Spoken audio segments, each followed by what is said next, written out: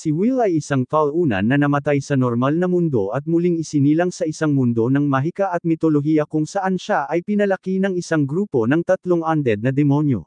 Nagsisimula ang ating kwento kay Will, na dating isang karaniwang tao sa modernong Japan.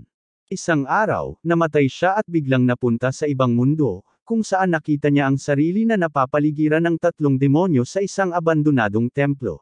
Natakot siya sa kanila at umiyak, sa takot na nasa impyerno siya, ngunit di nagtagal ay natutunan niyang walang intensyon ang mga demonyo na saktan siya.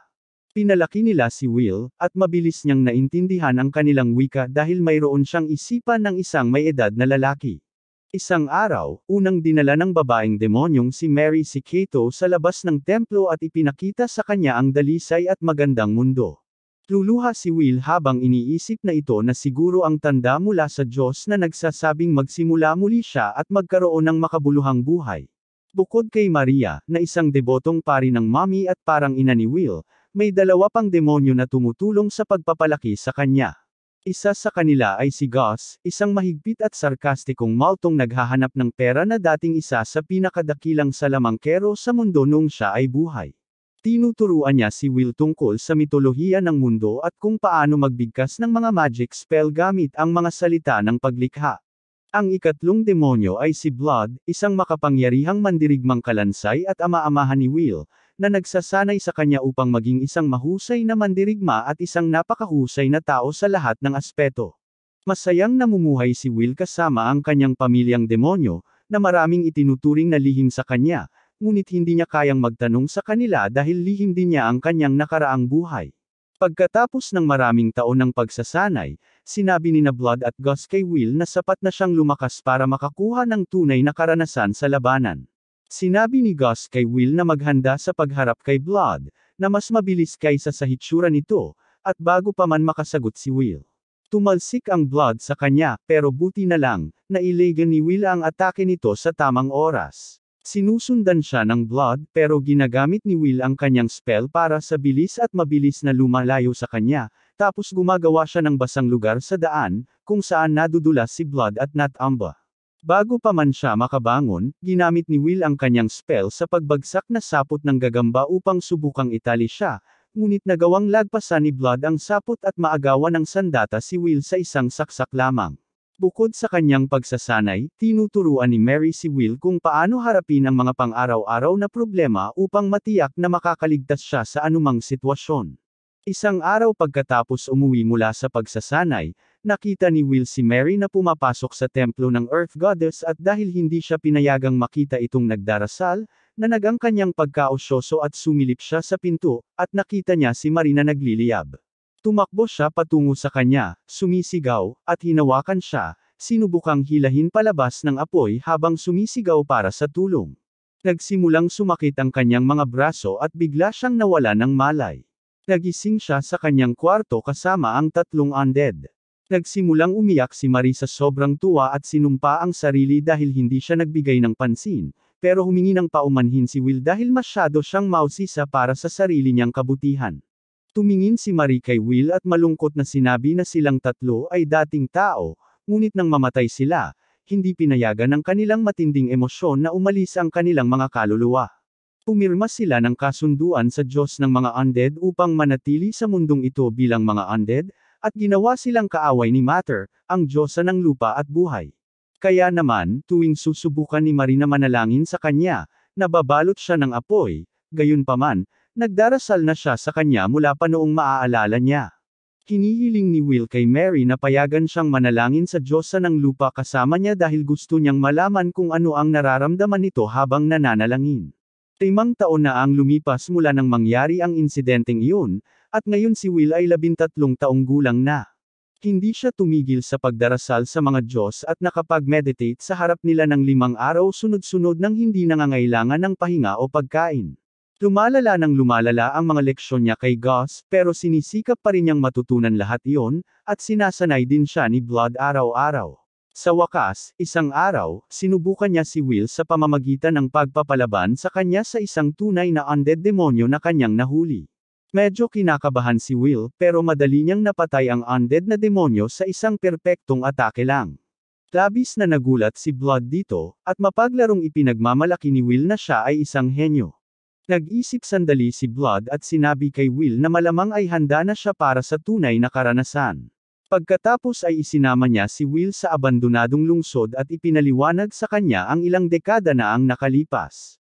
Ang lungsod na ito ay dating isang maunlad na lugar na maraming tao at dwarf ang naninirahan, ngunit pagkatapos ng isang sakuna na nagwaksi sa buong populasyon, mga undead demonyo na lamang ang naninirahan dito ngayon. Dinala niya si Will sa loob ng isang malalim na tunnel at iniwan doon, sinabihan siyang mabuhay at lumabas doon ng mag-isa.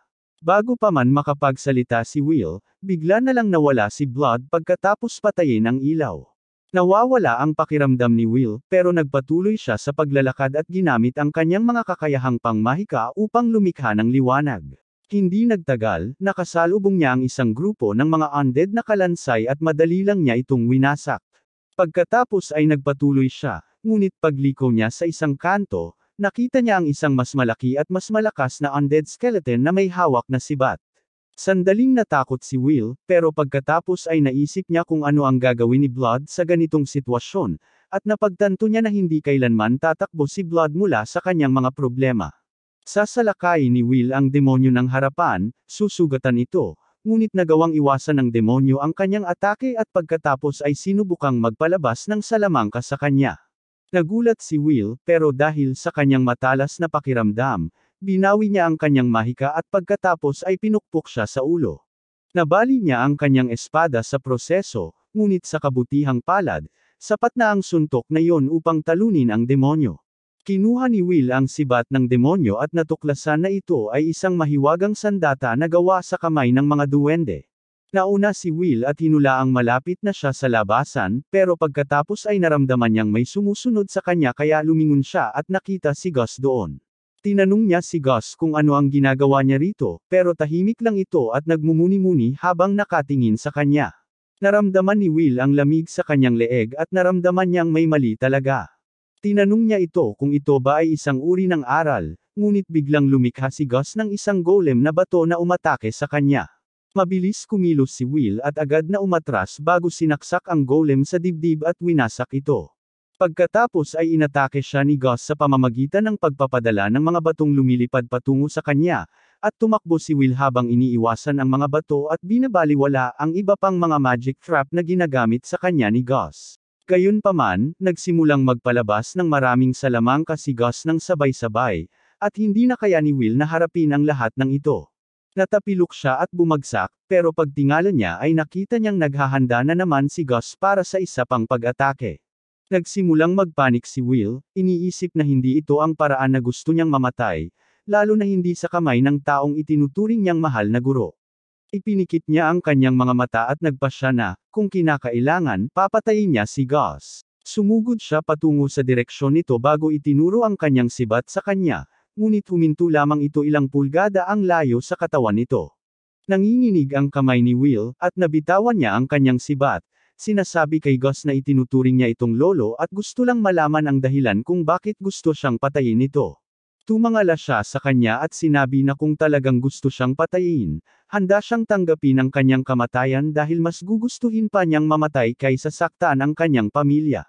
Nagsimulang umiyak ng walang tigil si Will pero biglang naging masayahin si Gus, sinasabing sa tingin niya ay natutunan niya ang leksyong ito ng husto at sinasabi kay Will na talagang magaling siya. Gumaan ang pakiramdam ni Will dahil hindi siya gustong patayin ni Gus, pero alam niyang hindi ito isang aral, at tiyak na may itinutago si Gus. Sinamahan siya ni Gus palabas ng piitan, at pareho silang bumalik sa kanilang tahanan, kung saan nagpasya si Will na itago ang nangyari sa pagitan nila ni Gus mula kay Mary at Blood. Mamaya, tinuruan ni Gus si Will kung paano suriin ang kanyang sibat, na kayang maglabas ng liwanag kapag inutusan at kayang paikliin o palawakin ang sarili dahil sa mga mahikang nakaukit dito. Nagsimulang regular na pumunta si Will sa mga tunnel sa inabandonang lungsod, kung saan madali na niyang nakakaya ang lahat ng halimaw, at nangongolekta ng mga piraso ng baluti tuwing kaya niya. Binawasan din ni Gus ang kanyang trabaho hanggang sa halos wala na, dahil sa palagay niya ay sapat na ang natutunan ni Will.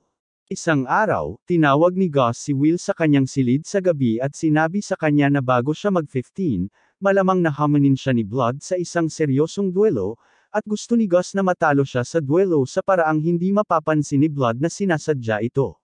Nagulat si Will at tinanong si Gus kung bakit niya ito gustong gawin, ngunit sinabi ni Gus sa kanya na ito ay isang lihim na hindi niya maaaring ibunyag. Nainis si Will sa kanyang ugali na magtago ng mga lihim at malinaw na sinabi kay Gus na kung hindi niya maipapakita ang dahilan, hindi niya siya tutulungan. Gagastusin ni Will ang susunod na ilang buwan sa pagsasanay sa kanyang katawan hanggang sa limitasyon nito bago dumating ang araw ng duelo. Naghihintay ang Blood para sa kanya, at nagsimula ang duelo nang pareho silang bumunot ng kanilang mga espada. Sinalakay ni Blood si Will ng sunod-sunod na mabilis at malakas na atake na sinubukan lang niyang harangan. Natulak si Will, pero pagkatapos ay dirdiretsong sumugod kay Blood, iniliko ang espada nito para makakuha ng lakas sa pagtalon, at sinaksak ito sa dibdib. Bumabalik ang Blood, at kahit nagulat siya sa hindi inaasahang pag-atake, itinulak niya si Will at itinusok ang kanyang espada sa pagitan ng mga tadyang nito. Pagkatapos ay pinilit siya ng Blood na tanggapin ang pagkatalo sa pamamagitan ng pagtutok ng isa pang espada sa kanya. Mabilis na tumakbo si Mary patungo kay Will, tinanong kung okay lang siya, at sinigawan si Blood na nangako siya sa kanya na hindi na niya susubukang i-jam ang mga espada ng kalaban niya gamit ang kanyang mga tadyang. Pagkatapos siyang sermonan ng husto, umupo silang tatlo, at sinabi ni Blood kay Will na maganda ang ginawa niya kahit hindi niya ito natalo. Magpapasalamat si Will kay Mary at Blood, tatawagan silang nanay at tatay, at matutuwa sila sa pagkarinig niyan. Sinabi naman sa kanya ng Blood na wala siyang espesyal na teknik na maituturo sa kanya, ngunit binigyan siya nito ng lilang espada, na tinawag nitong isa sa pinakamalakas na espada ng demonyo. Sasagot si Will sa pagsasabing hindi man lang siya nanalo sa laban, pero sasagot si Blood na ito ay tanda ng kanyang kalayaan. Pagkatapos ay ipinaliwanag niya kay Will na ito ang demonyong espada na Overeater, na kahit ang mga Diyos ay takot. Hindi lang ito napakalakas, mayroon din itong Lightsteel buff, at maaaring gumaling si Will sa tuwing masasaktan niya ang isang kalaban gamit ang espada na ito. Gayunpaman, mayroon din itong mga kahinaan. Habang mas madalas itong gamitin ng isang tao, mas nagiging umaasa siya at humihinto ang kanyang sariling pag-unlad. Napagtanto ni Will ang kapangyarihan at mga komplikasyon ng paggamit sa espada na ito at nangako na magiging maingat siya dito. Pagkatapos nito, nagpa siya sina Blood at Mary na sabihin sa kanya ang mga lihim na itinago nila sa kanya sa lahat ng panahong ito, at simula ng kwento mula sa simula. Matagal ng panahon ang nakalipas, nagkaisa ang lahat ng mga Demon Lord upang sakupin ang mundo, sa pangunguna ng isang napakasamang at walang awa na demonyo na kayang lumikha ng mga sundalo at general na demonyo mula sa kanyang blood at laman. Ang demonyong ito na tinatawag na High King ay nagmamay-ari ng espada na Overeater, at sinasadya niyang masugatan upang lumikha ng hukbo ng mga demonyo at pagkatapos ay pumatay ng iba upang pagalingin ang sarili. Sa pagsasama ng dalawang kakayahang ito, sinakop niya ang kontinente, simula sa nawasak na lungsod malapit sa kanila, habang ang kontinente ay malapit ng tuluyang bumagsak sa kamahalan. Si Gus, ang maalamat na naglalakbay na salamangkero, ay nagkaroon ng plano para talunin siya. Sa tulong ng maalamat na mandirigmang si Blood at ng pari na si Mary, binalak niyang makapasok sa lungsod ng mataas na hari at nakawin ang kanyang demonyong espada upang malaki ang mabawas sa kanyang kapangyarihan, pagkatapos ay mapapatay siya. Gayunpaman, nabigo ang plano dahil nang makarating sila sa kataas-taasang hari, nagbago ito sa isang higanteng demonyo, at napakahusay nitong mandirigma na kahit si Blood ay hindi makalapit sa kanya. Nagawang selyuhan ni Gus at Mary ang mataas na hari at mahuli siya sa anumang paraan. Gayunpaman, nagpa siya si Stagnate, ang Diyos ng mga undead, na makialam sa mismong sandaling iyon. Inalok niya na lipulin ang lahat ng demonyo sa kontinente kung papayag silang maging mga alagad niya, at walang pag-aalinlangan, silang tatlo ay pumayag na isakripisyo ang kanilang sarili. Naging kalansay ang Blood, naging multo si Gus, at naging momye si Mary. Tinupad ng Diyos ang kanyang pangako at nilipol ang lahat ng demonyo, ngunit sa halip na patayin sila, ginawa niya silang undead demonyo, na nagdulot ng pagtigil ng mundo. Ayon kay Blood, ang tatlo sa kanila ang pinakamataas na ranggong undead at nagbabantay na sa selyo sa loob ng mahigit 200 taon. Isang araw, isang grupo ng mga demonyo ang nagdala ng isang sanggol na tao sa templo upang subukang isakripisyo ito sa isa sa mga madilim na Diyos upang basagin ang tatak ng mataas na hari. Pero pinatay sila ni Blood. Gusto ni Gus iwan ang sanggol mag-isa sa gubat, pero nagkaroon ng mas maraming boto sina Mary at Blood at nagpasya silang panatilihin ang sanggol at palakihin bilang sarili nilang anak. Bumangon si Mary at niyakap si Will, sinabing palagi siyang mamahalin, at sinabi pa ni Blood na siya ang pinakamagaling na estudyanteng maipapakiusap ng sinuman. Mukhang nalilito si Will dahil pareho silang parang nagpapaalam na, pero biglang, nagsimulang umikot ang madilim na ulap sa paligid niya, at ang higanteng aninong figure ni Stagnate ay lumitaw mula sa kalangitan, humihiling kina Blood at Mary na ibigay sa kanya ang kanilang mga kaluluwa kung naputol na nila ang kanilang pagkakakabit sa kanilang tungkulin. Biglang nakaramdam ng kawalan ng lakas si Will at bumagsak sa lupa dahil sa takot sa makamundong clone ng masamang Diyos, na tinatawag ding Echo. Gayunpaman, nahati ang lupa at dumating si Gus ng may estilo bago pa man makagawa ng anuman ang Diyos. Sinabi niya kay Will na dalhin si Mary at Blood palayo habang siya ang bahala kay Stagnate. Nakita ni Will si Gus nakahanga-hanga habang nakatayo sa harap ng isang Diyos at tinali siya sa pamamagitan ng sabay-sabay na pagbigkas ng maraming salamangka. Ang dating arroganteng si Stagnate ay hindi siya kayang talunin, at ang mga mapanirang salamangkang binibigkas ni Gus ay tumatalo sa kanya at nagbabalik sa kanyang kaharian. Lumakad si Gus patungo kay Will at sinabi sa kanya na maayos lang ang lahat at maaari siyang magpahinga. Lubos na nagulat si Will pero masaya siya na ligtas silang lahat, pero bago pa siya makapagsalita, gumawa ng nakakatakot na tunog si Gus at nahati sa dalawa. Kahit sina Blood at Mary ay natalo, at nagulat si Will nang makitang lumitaw si Stagnate mula sa likuran nila, nilalay si Gus dahil sa pag-aakalang madali niyang matatalo ang Echo ng isang Diyos. Itinapon ni Stagnate si Gus at naglakad patungo kay Will, sinasabing ang tatlong undead dito ang kanyang pinakamalakas na sundalo, at kapag sumuko na sila sa pagbabantay sa selyo ng mataas na hari, kakainin niya ang kanilang mga kaluluwa. Salamat kay Will, nag-ambala ang kanilang pagbabantay, at madali niyang mapupunta si Mary at si Blood, kahit na matigas pa rin si Gus sa pagbabantay sa selyo. Luluhod si Will sa kanyang mga tuhod nang malaman ito, at inalok siya ni Stagnate na sumali sa kanyang hukbo upang maligaya siyang mabuhay kasama ang kanyang pamilya. Gayunpaman, binigyan niya ito ng oras hanggang sa susunod na araw upang magpasya, at nawala siya. Wasak na wasak si Will, at dala niya ang tatlong undead sa loob. Napagtanto niya na sinubukan ni Gus na gawin ang lahat ng makakaya niya para mapanatiling nakakabit ang kanyang mga kaibigan sa kanilang tungkulin at maiwasan ang pagkuha sa kanilang mga kaluluwa, ngunit hindi niya kayang saktan ang kanyang estudyante para doon. Sinisisi ni Will ang sarili niya sa pagiging makasarili niya at sa pagdadala sa kanila sa ganitong katapusan, at nagsimula siyang umiyak. Pakiramdam niya, sa huling buhay niya ay binaygo lang niya ang kanyang mga magulang, at kahit ngayon, siya pa rin ang dahilan ng kanilang paghihirap. Natutulog si Will habang umiiyak, at kinabukasan ng umaga ay nakita niya ang tatlong undead na nagtatangkang magpanggap na kalmado para hindi niya sisihin ang sarili niya sa anumang bagay.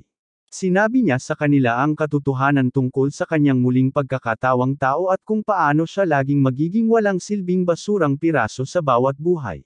Hindi gusto ni Mary ito at sinampal siya ng malakas, sinabihan siyang huwag nang magsalita ng masama tungkol sa sarili niya. Ito ang nagbigay sa kanya ng kaunting katinuan, at tumayo siya at ipinahayag na paprotektahan niya silang lahat. Pumupunta siya sa templo at nagdarasal sa mga Diyos bago umalis para sipa-sipain si Stagnate. Sino ang naghihintay sa kanyang sagot? Tinitigan ni Will si Stagnate ng diretso sa mata at sinabi sa kanya na hindi siya makikipagkasundo sa anumang paraan at natatalunan niya ito sa anumang paraan. Natuwa si Stagnate at ginamit ang kanyang mahika upang lumikha ng isang grupo ng mga undead demonyo at inutusan ang mga ito na atakehin si Will.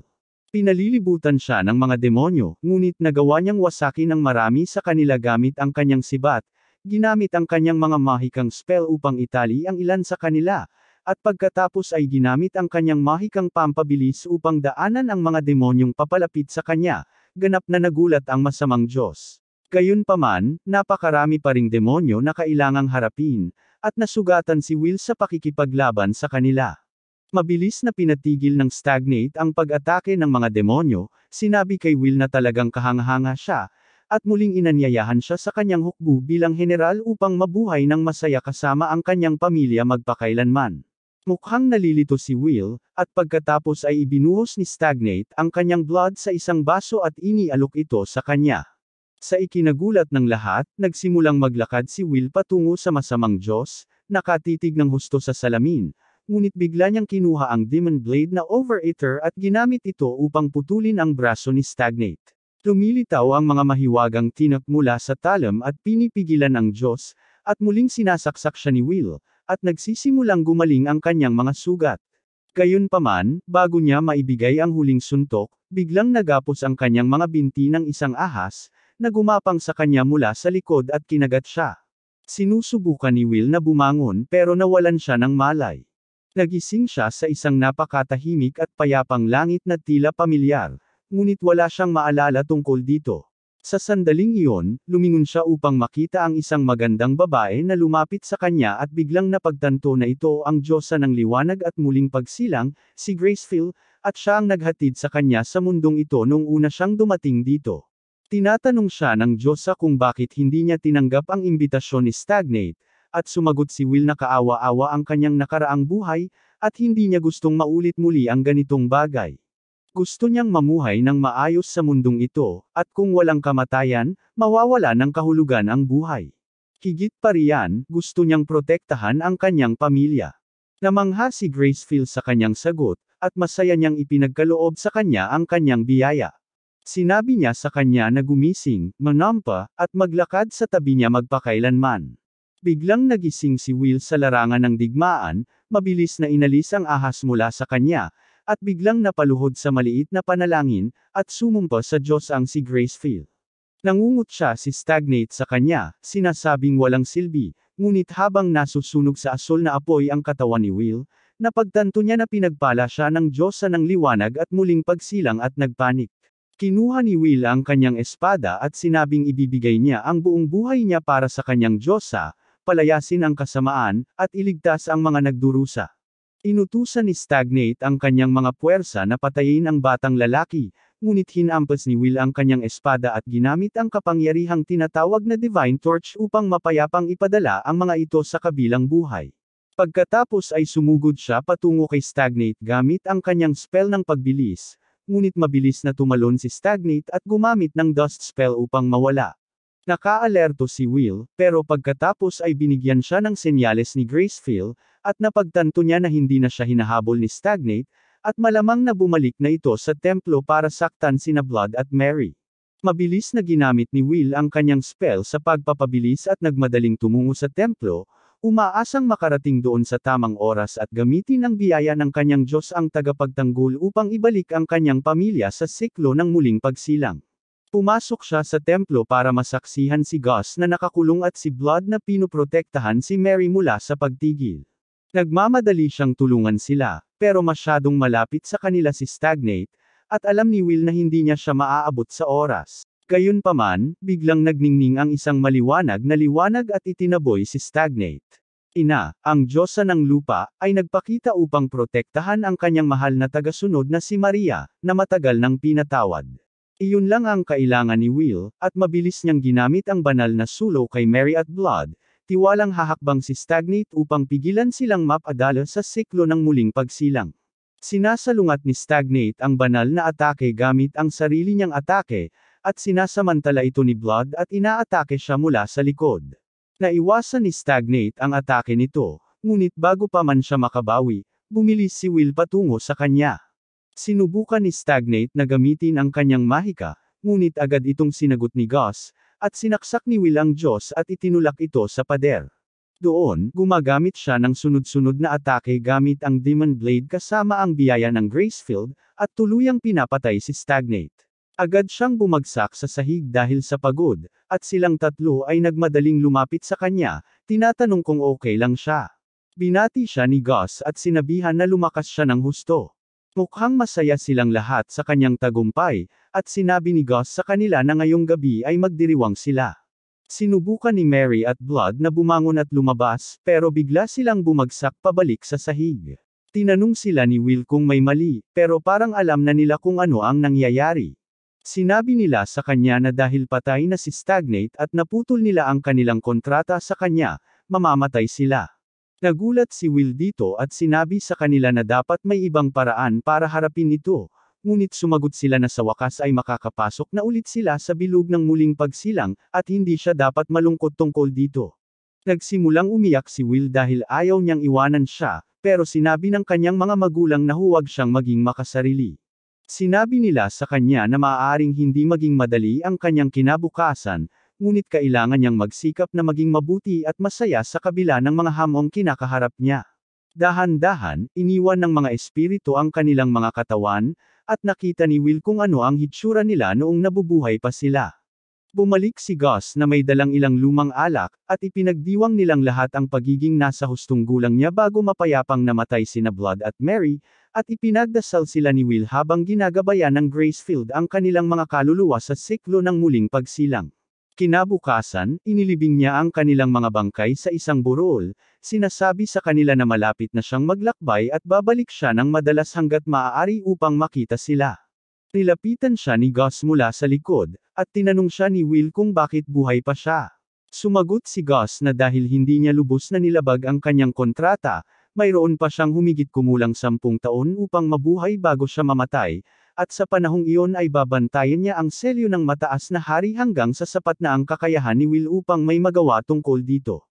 Pagkatapos ay inihagis niya ang isang sako na puno ng kayamanan kay Will at sinabihan itong gastusin ito ayon sa gusto niya dahil wala naman siyang pakinabang dito.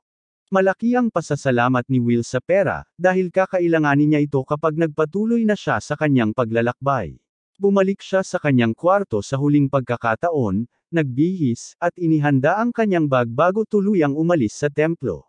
Sinamahan siya ni Gus hanggang sa dulo ng kalsada, kung saan nagpaalam siya, ngunit bago umalis, sinabi niya kay Will na kailangan niya ng apelyido at pinangalanan siyang Will G. Mary Blood matapos ang kanyang pamilyang hindi na nabubuhay. Sinimulan ni Will ang kanyang paglalakbay at nagsimulang maglakbay sa kagubatan, pinapatay ang mga demonyo at nabubuhay sa mga preserbadong pagkain na dala niya sa daan. Wala siyang nakikitang bakas ng mga tao, kaya nang makahanap siya ng pamayanan, tuwang-tuwa siya. Ngunit nang pumasok siya rito, nakita niyang ito ay isang abandonadong lungsod. Lumakad siya patungo sa ilog at nanalangin sa Gracefield na ibalik ang mga kaluluwa ng mga taong naglalakad dito sa bilog ng buhay. Kinabukasan, nagsimula siyang maglakad pababa sa ilog sa loob ng gubat sa pag-asang makakita ng mga tao, nang biglang may isang ligaw na baboy na lumabas mula sa mga palumpong at sinubukang atakihin siya. Mabilis si Will sa kanyang mga paa at natamba ito sa isang suntok lang, pero pagkatapos ay napagtanto niya na tinamaan ito ng pana, na nangangahulugang may ibang tao sa malapit. Lumalabas ang lalaking bumaril sa baboy ramo at pinangalanan itong Will, na nagtataka kung paano siya makakapagsimula ng pag-uusap na hindi magiging marahas. Pagkatapos mag-isip-isip, napansin niya na ang mamamana ay tila isang elf, at binati niya ito sa sinaunang wika. Tila nagulat ang mamamana at ibinaba ang kanyang sandata, nagpakilala bilang Mendeldor, at sinabi kay Will na ang baboy ramo ay dapat sanay siya ang makapatay. Gayunpaman, pumayag siyang ibahagi sa kanya ang ilang karne dahil naubos na niya ito. Magkasama silang nagtatrabaho para katayin at lutuin ang baboy ramo, at bago sila magsimulang kumain, nagsimulang manalangin si Will sa mga Diyos, at ngumiti si Mendel sa kanya, dahil tila hindi siya naniniwala. Pagkatapos kumain, hiniling ni Will kay Mendel na bigyan siya ng direksyon, sinasabing siya ay isang adventurer na nawala sa mga timugang guho. Inimfermahan niya ito tungkol sa isang bayan sa ibaba ng ilog, at nagpasalamat si Will sa kanya, ngunit nang tanungin niya ito kung maaari siyang sumabay sa kanya, tumanggi si Mendel, sinabihan siya na huwag sumunod sa anumang paraan. Ginagamit ni Mendel ang kanyang mahika upang maglabas ng isang grupo ng mga diwata, na nagbibigay liwanag sa kanyang daan, at nawawala siya sa loob ng kagubatan. Gabi na, at gumawa si Will ng bonfire para makakain bago siya magpasya na matulog. Habang natutulog siya, pumasok si Gracefield sa kanyang panaginip at ipinakita sa kanya ang mga pangitain ng pag-atake kay Mendel at sa kanyang nayon. Nagising si Will ng biglaan at tumakbo, sinundan ang mga yapik ni Mendel para babalaan siya sa paparating na panganib. Sa wakas ay nakarating siya sa isang nayon at nakita niyang may ilang taong naglalakad-lakad, ngunit hindi pa rin niya nararamdamang may nangyari. Biglang naramdaman niya ang paparating na pag-atake at nagmadaling pumunta sa harap ng mga lalaki upang protektahan sila mula sa paparating na mga pana. Ngunit pagkatapos ay napagtanto niyang hindi naman nasa panganib si Mendel, siya ang panganib.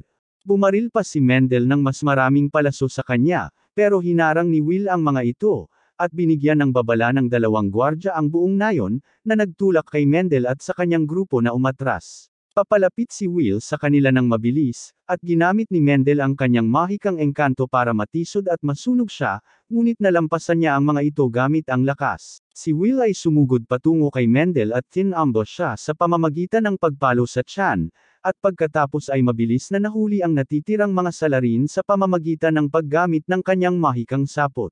Dumating ang mga taga-nayon sa lugar at nagsimulang mag-away-away.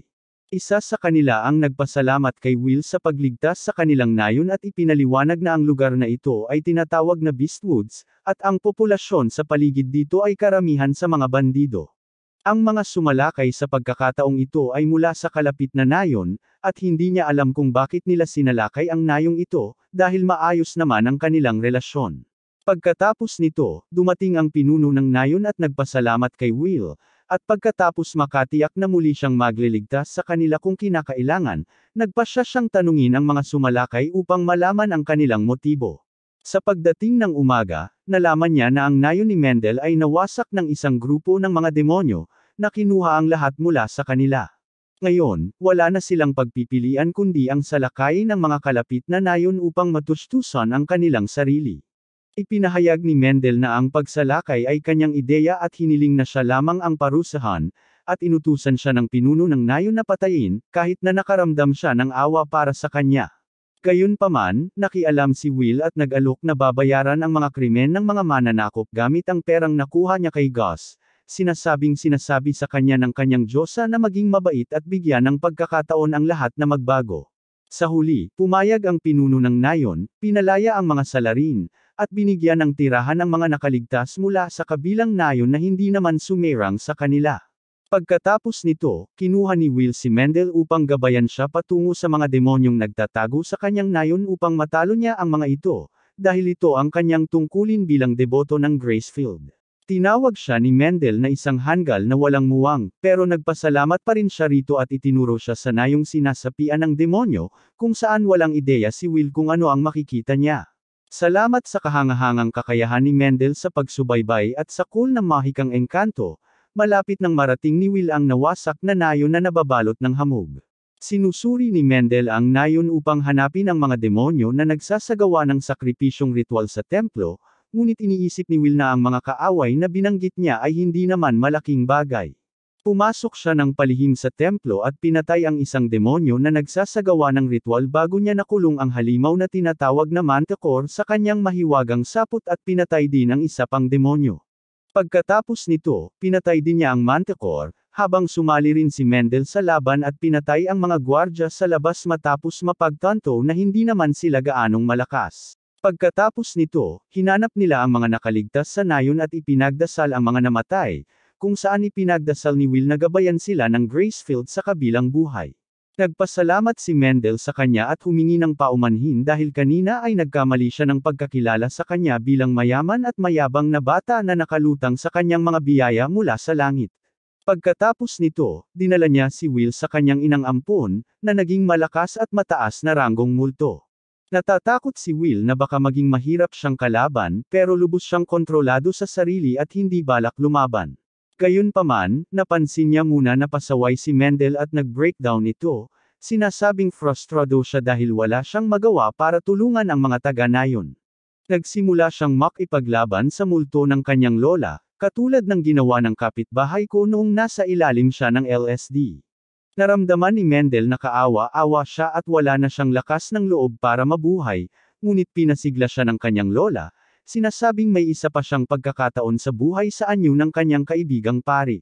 Pagkatapos ay sinabi niya kay Will ang tungkol sa isang tagwan ng demonyo sa kagubatan at pagkatapos ay nagpatuloy mag-isa na parang isang tiyad na lola, habang ako naman ay kailangan pang mag-pull out sa aking kasama. Mamaya, bumalik ang mga taga-nayon para makitang wasak ang kanilang mga tahanan, at dinala ni Mendel si Will sa isang lugar kung saan niya ikinwento ang kanyang nakaraan. Ang kanyang ina ay may hilig sa mga tao at ginawa siyang kalahating blood na elf, at tumakas siya dahil patuloy siyang binubuli ng kanyang mga kababayan pagkatapos ng pagkamatay nito.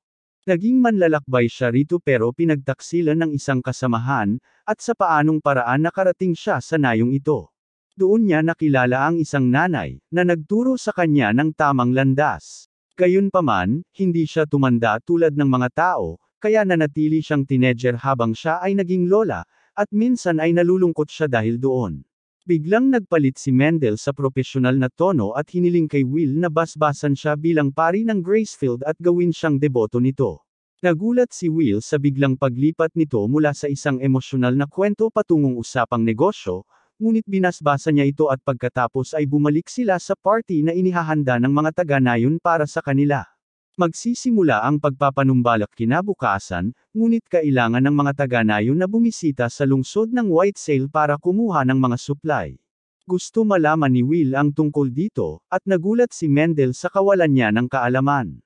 Ang Whitesale ang pinakamalaking lungsod sa timog na bahagi ng Fertile Kingdom mula pa noong digmaan sa pagitan ng mga bayaning tao at ng High King 200 taon na ang nakalipas. Sabik si Will na pumunta doon, pero bago iyon, balak niyang galugarin ang mga guho para makalakam ng pondo para sa pagpapanumbalak ng nayon.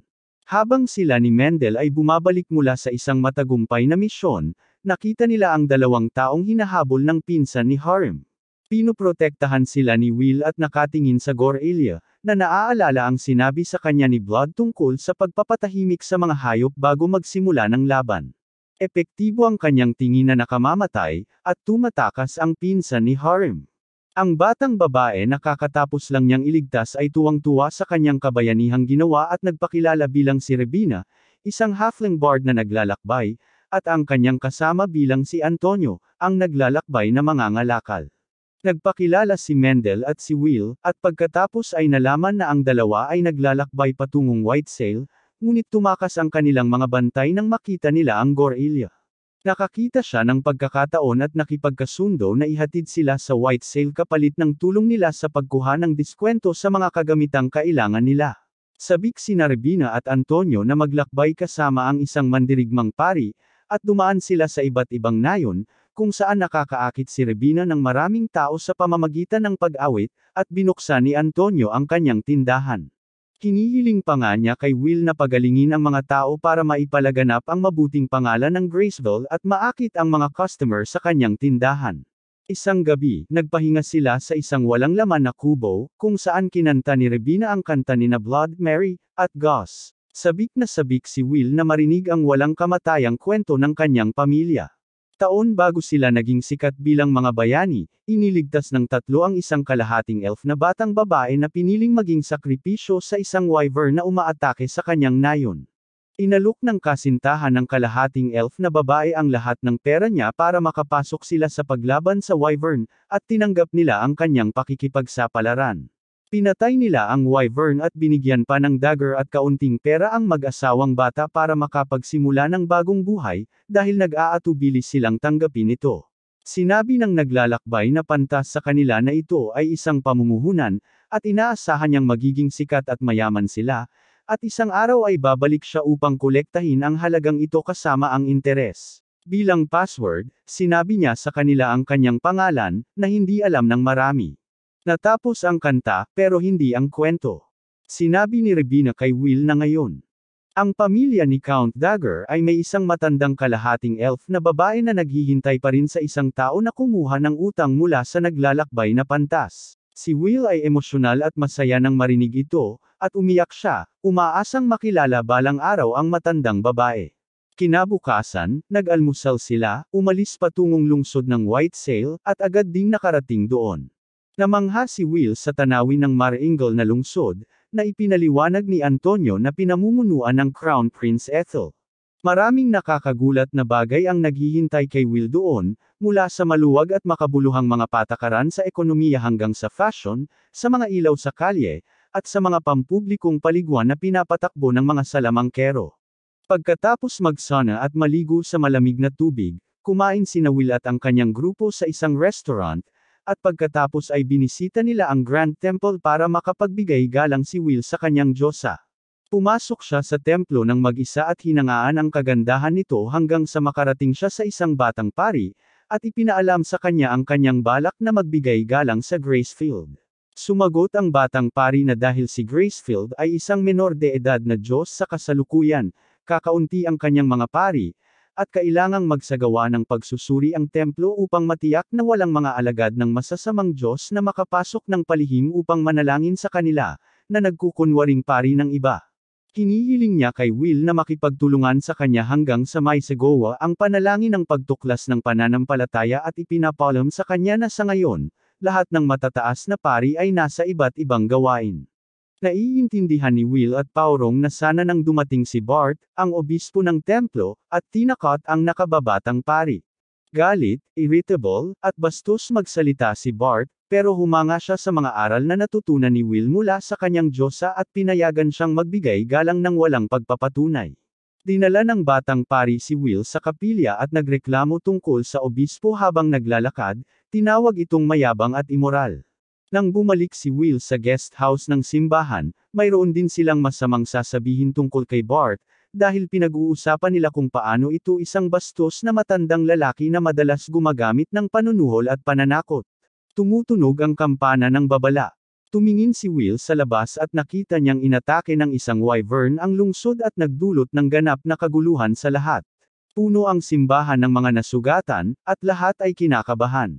Hindi mapigilan ni Will ang sarili at nagmadaling pumunta sa bubungan para tulungan ang lahat. Nakita niyang nasusunog ang lungsod at napansin niyang sinisikap ng mga sundalo na labanan ang wyvern gamit ang mga higanteng katapult. Gayunpaman, masyadong mabilis at malakas ang wyvern para sa kanila, at winasak niya ang kanilang bantayan. Nang makita ang nasusunog na lungsod, naramdaman ni Will na ang pagsisikap ng kanyang mga magulang na nagdala ng kapayapaan sa lupang ito ay sinisira ng isang wyvern, at galit siyang sumugod dito gamit ang isang kidlat. Namimiss niya at sinubukan muli sa desperasyon, ngunit pagkatapos ay lumabas si Metal at pinagalitan siya. Sinabihang gamitin ang kanyang utak at maghanap ng matalinong solusyon sa mga bagay-bagay. Kumalma si Will at bumalik sa kanyang mga pangunahing kaalaman habang nagpaplano. Hinihiling niya kay Metal na gamitin ang kanyang kapangyarihan ng engkanto upang suportahan siya sa pamamagitan ng isang mahabang saklaw na sulamangkang hangin, at pinagsasama niya ito sa kanyang saput ng gagamba na nilagyan ng kapangyarihan ng kidlat. Pinadala nila ang kanilang pinagsanib na pag-atake sa wyvern, ginulat at pinigilan ito gamit ang saput.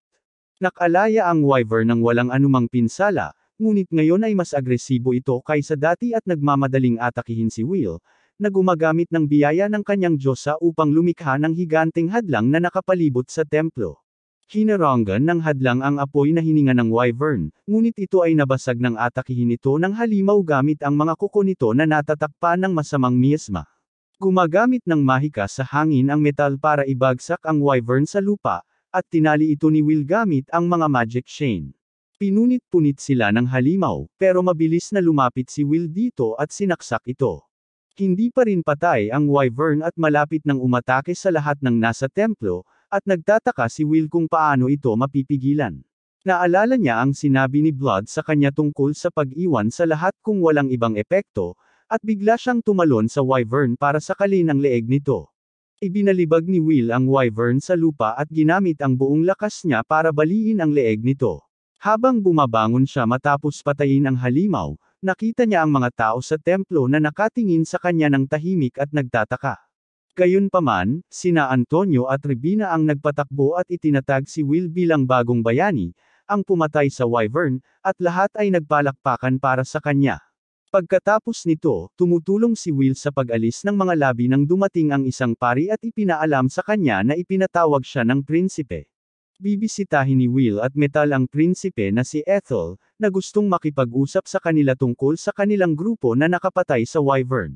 Sa palagay ng prinsipe, ang mga tungkulin ng mandirigma, salamangkero, gumagamit ng diwata, at pari ay nakahati sa 4 na miyembro ng grupo ni Will, ngunit sinabi niya sa kanya na siya ay may 3 sa mga tungkuling iyon, at si Metal ang gumagamit ng diwata. Namangha ang prinsipe nang marinig ito, at naging seryoso siya habang hinihiling na marinig ang mga detalye, at nawala ng kaunting tiwala si Will. Pagkatapos ay nagpasalamat si Ethel kay Will at hiniling sa kanya na pumili ng gantimpala. Gusto lang ni Will ang tulong niya sa pagsupil sa mga demonyo sa timog, pero sinabi ng prinsipe na halos imposible para sa kanya dahil masyadong malayo ang lugar na iyon, at hindi siya makapaglaan ng puwersa para doon. Sasagot si Will na, sa ganitong kaso, nais niyang bumuo at pondohan ang isang pribadong hukbo ng mga mersenaryo upang talunin ang mga demonyo.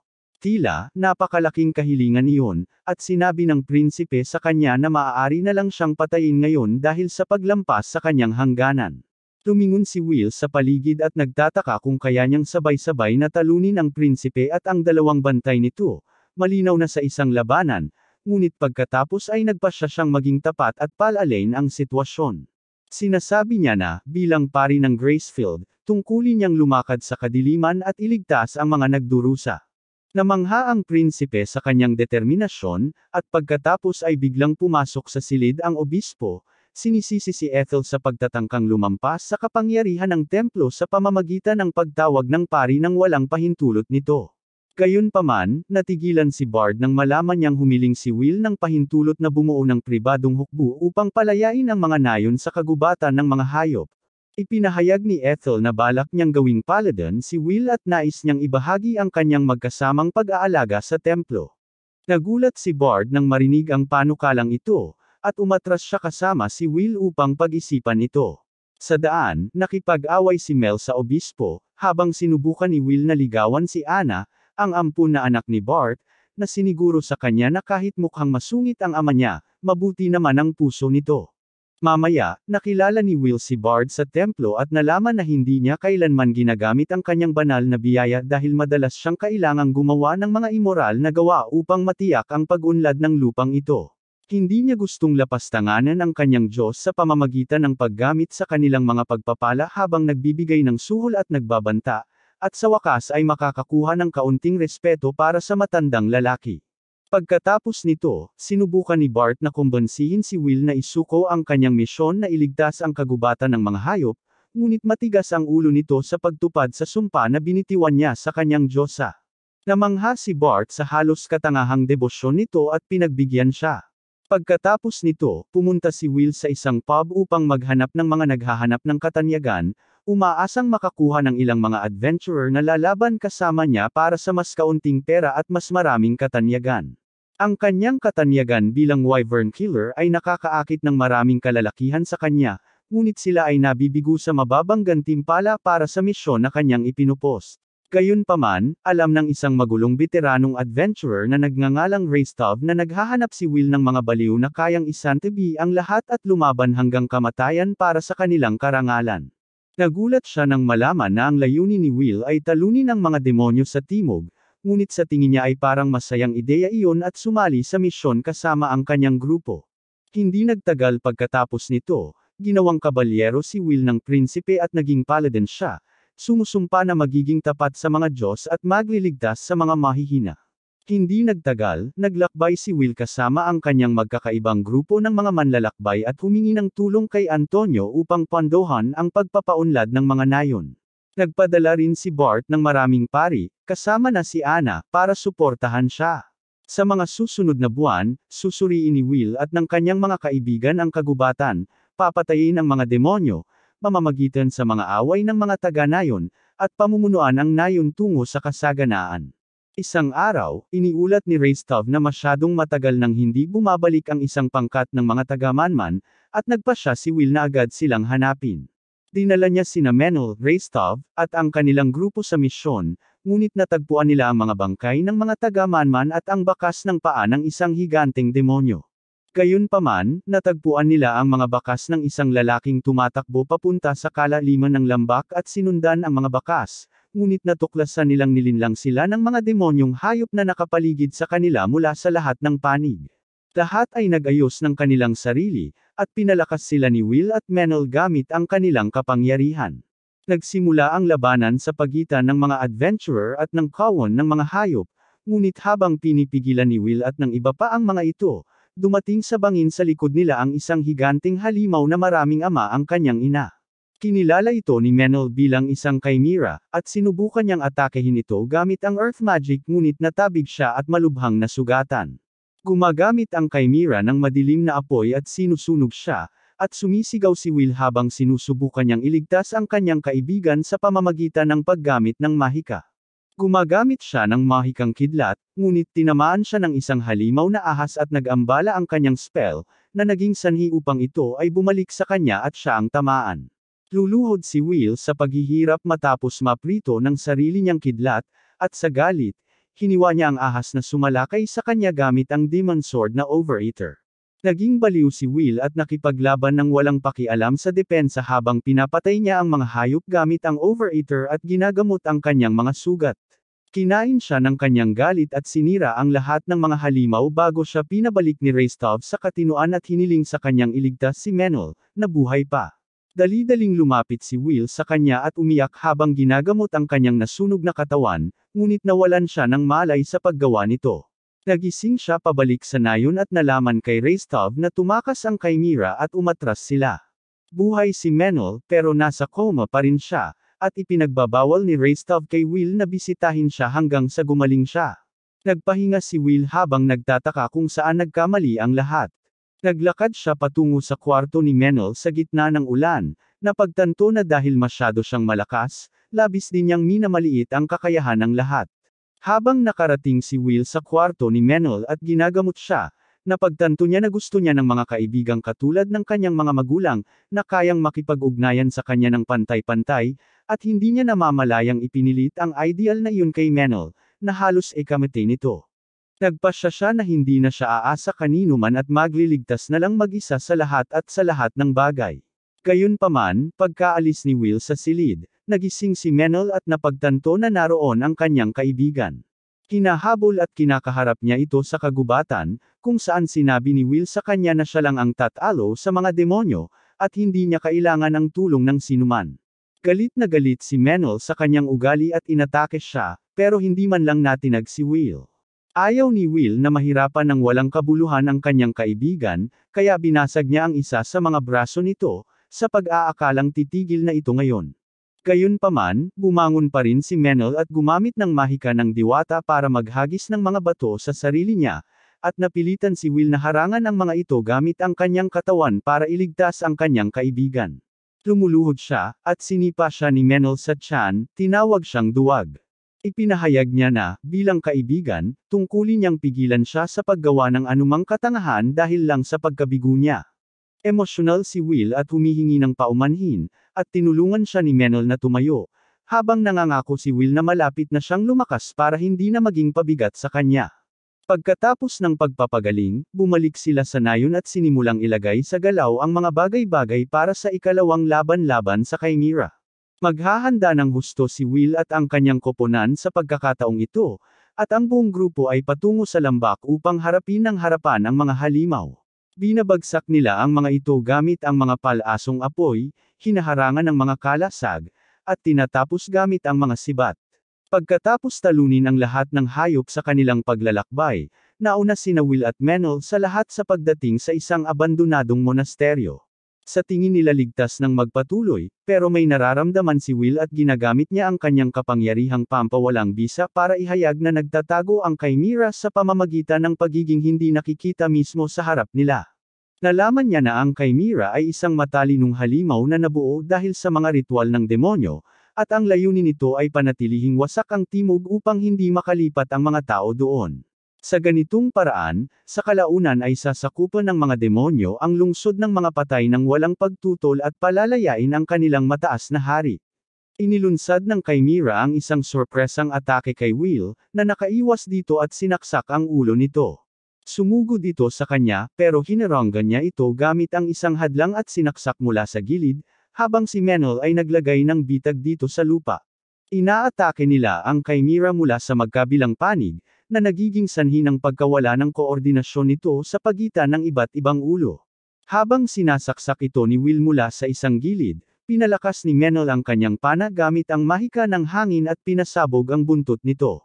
Pagkatapos ay ibababa ni Will ang isa sa mga ulo nito, at gagamitin ng Chimera ang kanyang pinakamalakas na pamamaraan at ilalabas ang madilim na miasma habang lumalaki ito. Sinabi ni Will kay Menel na suportahan siya mula sa likod, dahil siya lang ang lalaban sa harap, salamat sa kanyang pagiging immune sa lason.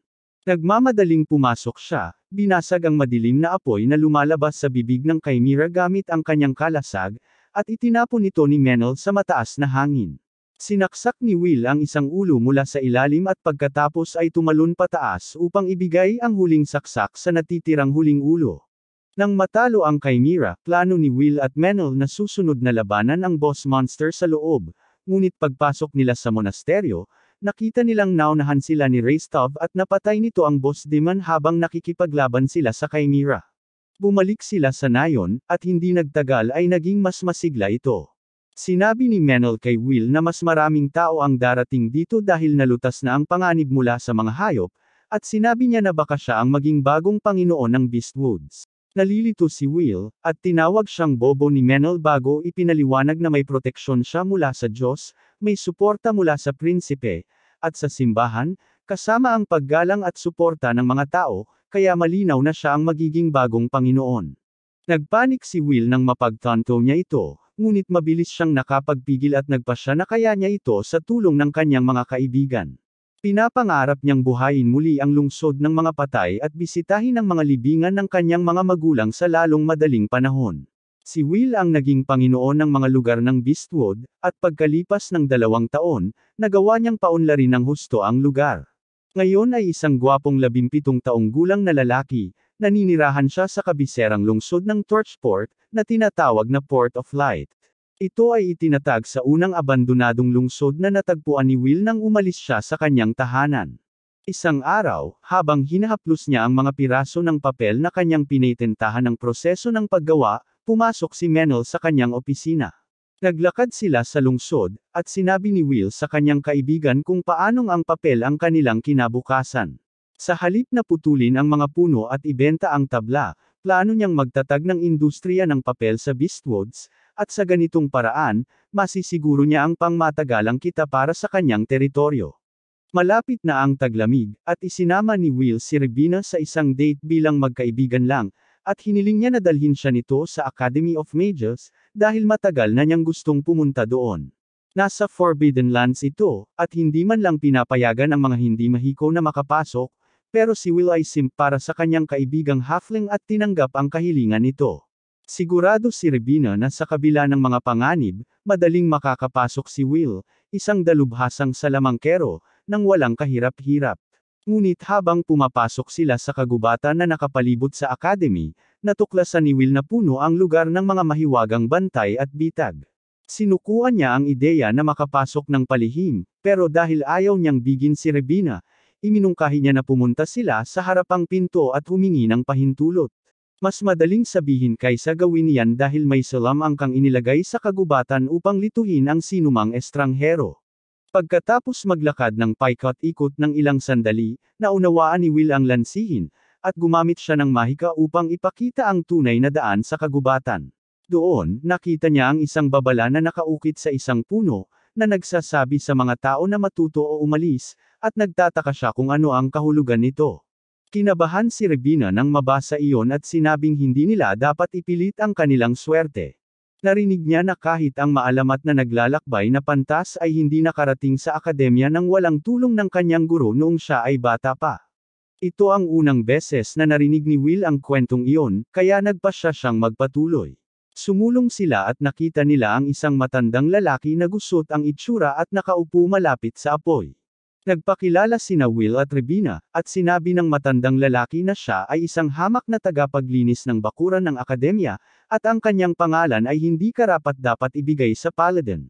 Inaanyayahan niya ang mga bisita na magpahinga muna at sinasabi sa kanila na mga salamangkero lamang ang pinapayagang pumasok sa akademya, ngunit umaasa pa rin siya na makakuha sila ng pahintulot na makapasok kahit sandali. Binigyan sila ng matandang lalaki ng keso na lulutuin at kakainin, at habang kumakain, hiniling niya kay Will na ipakita sa kanya ang ilang mahika dahil interesado siya sa kakayahan ng sikat na paladin mula sa malayo.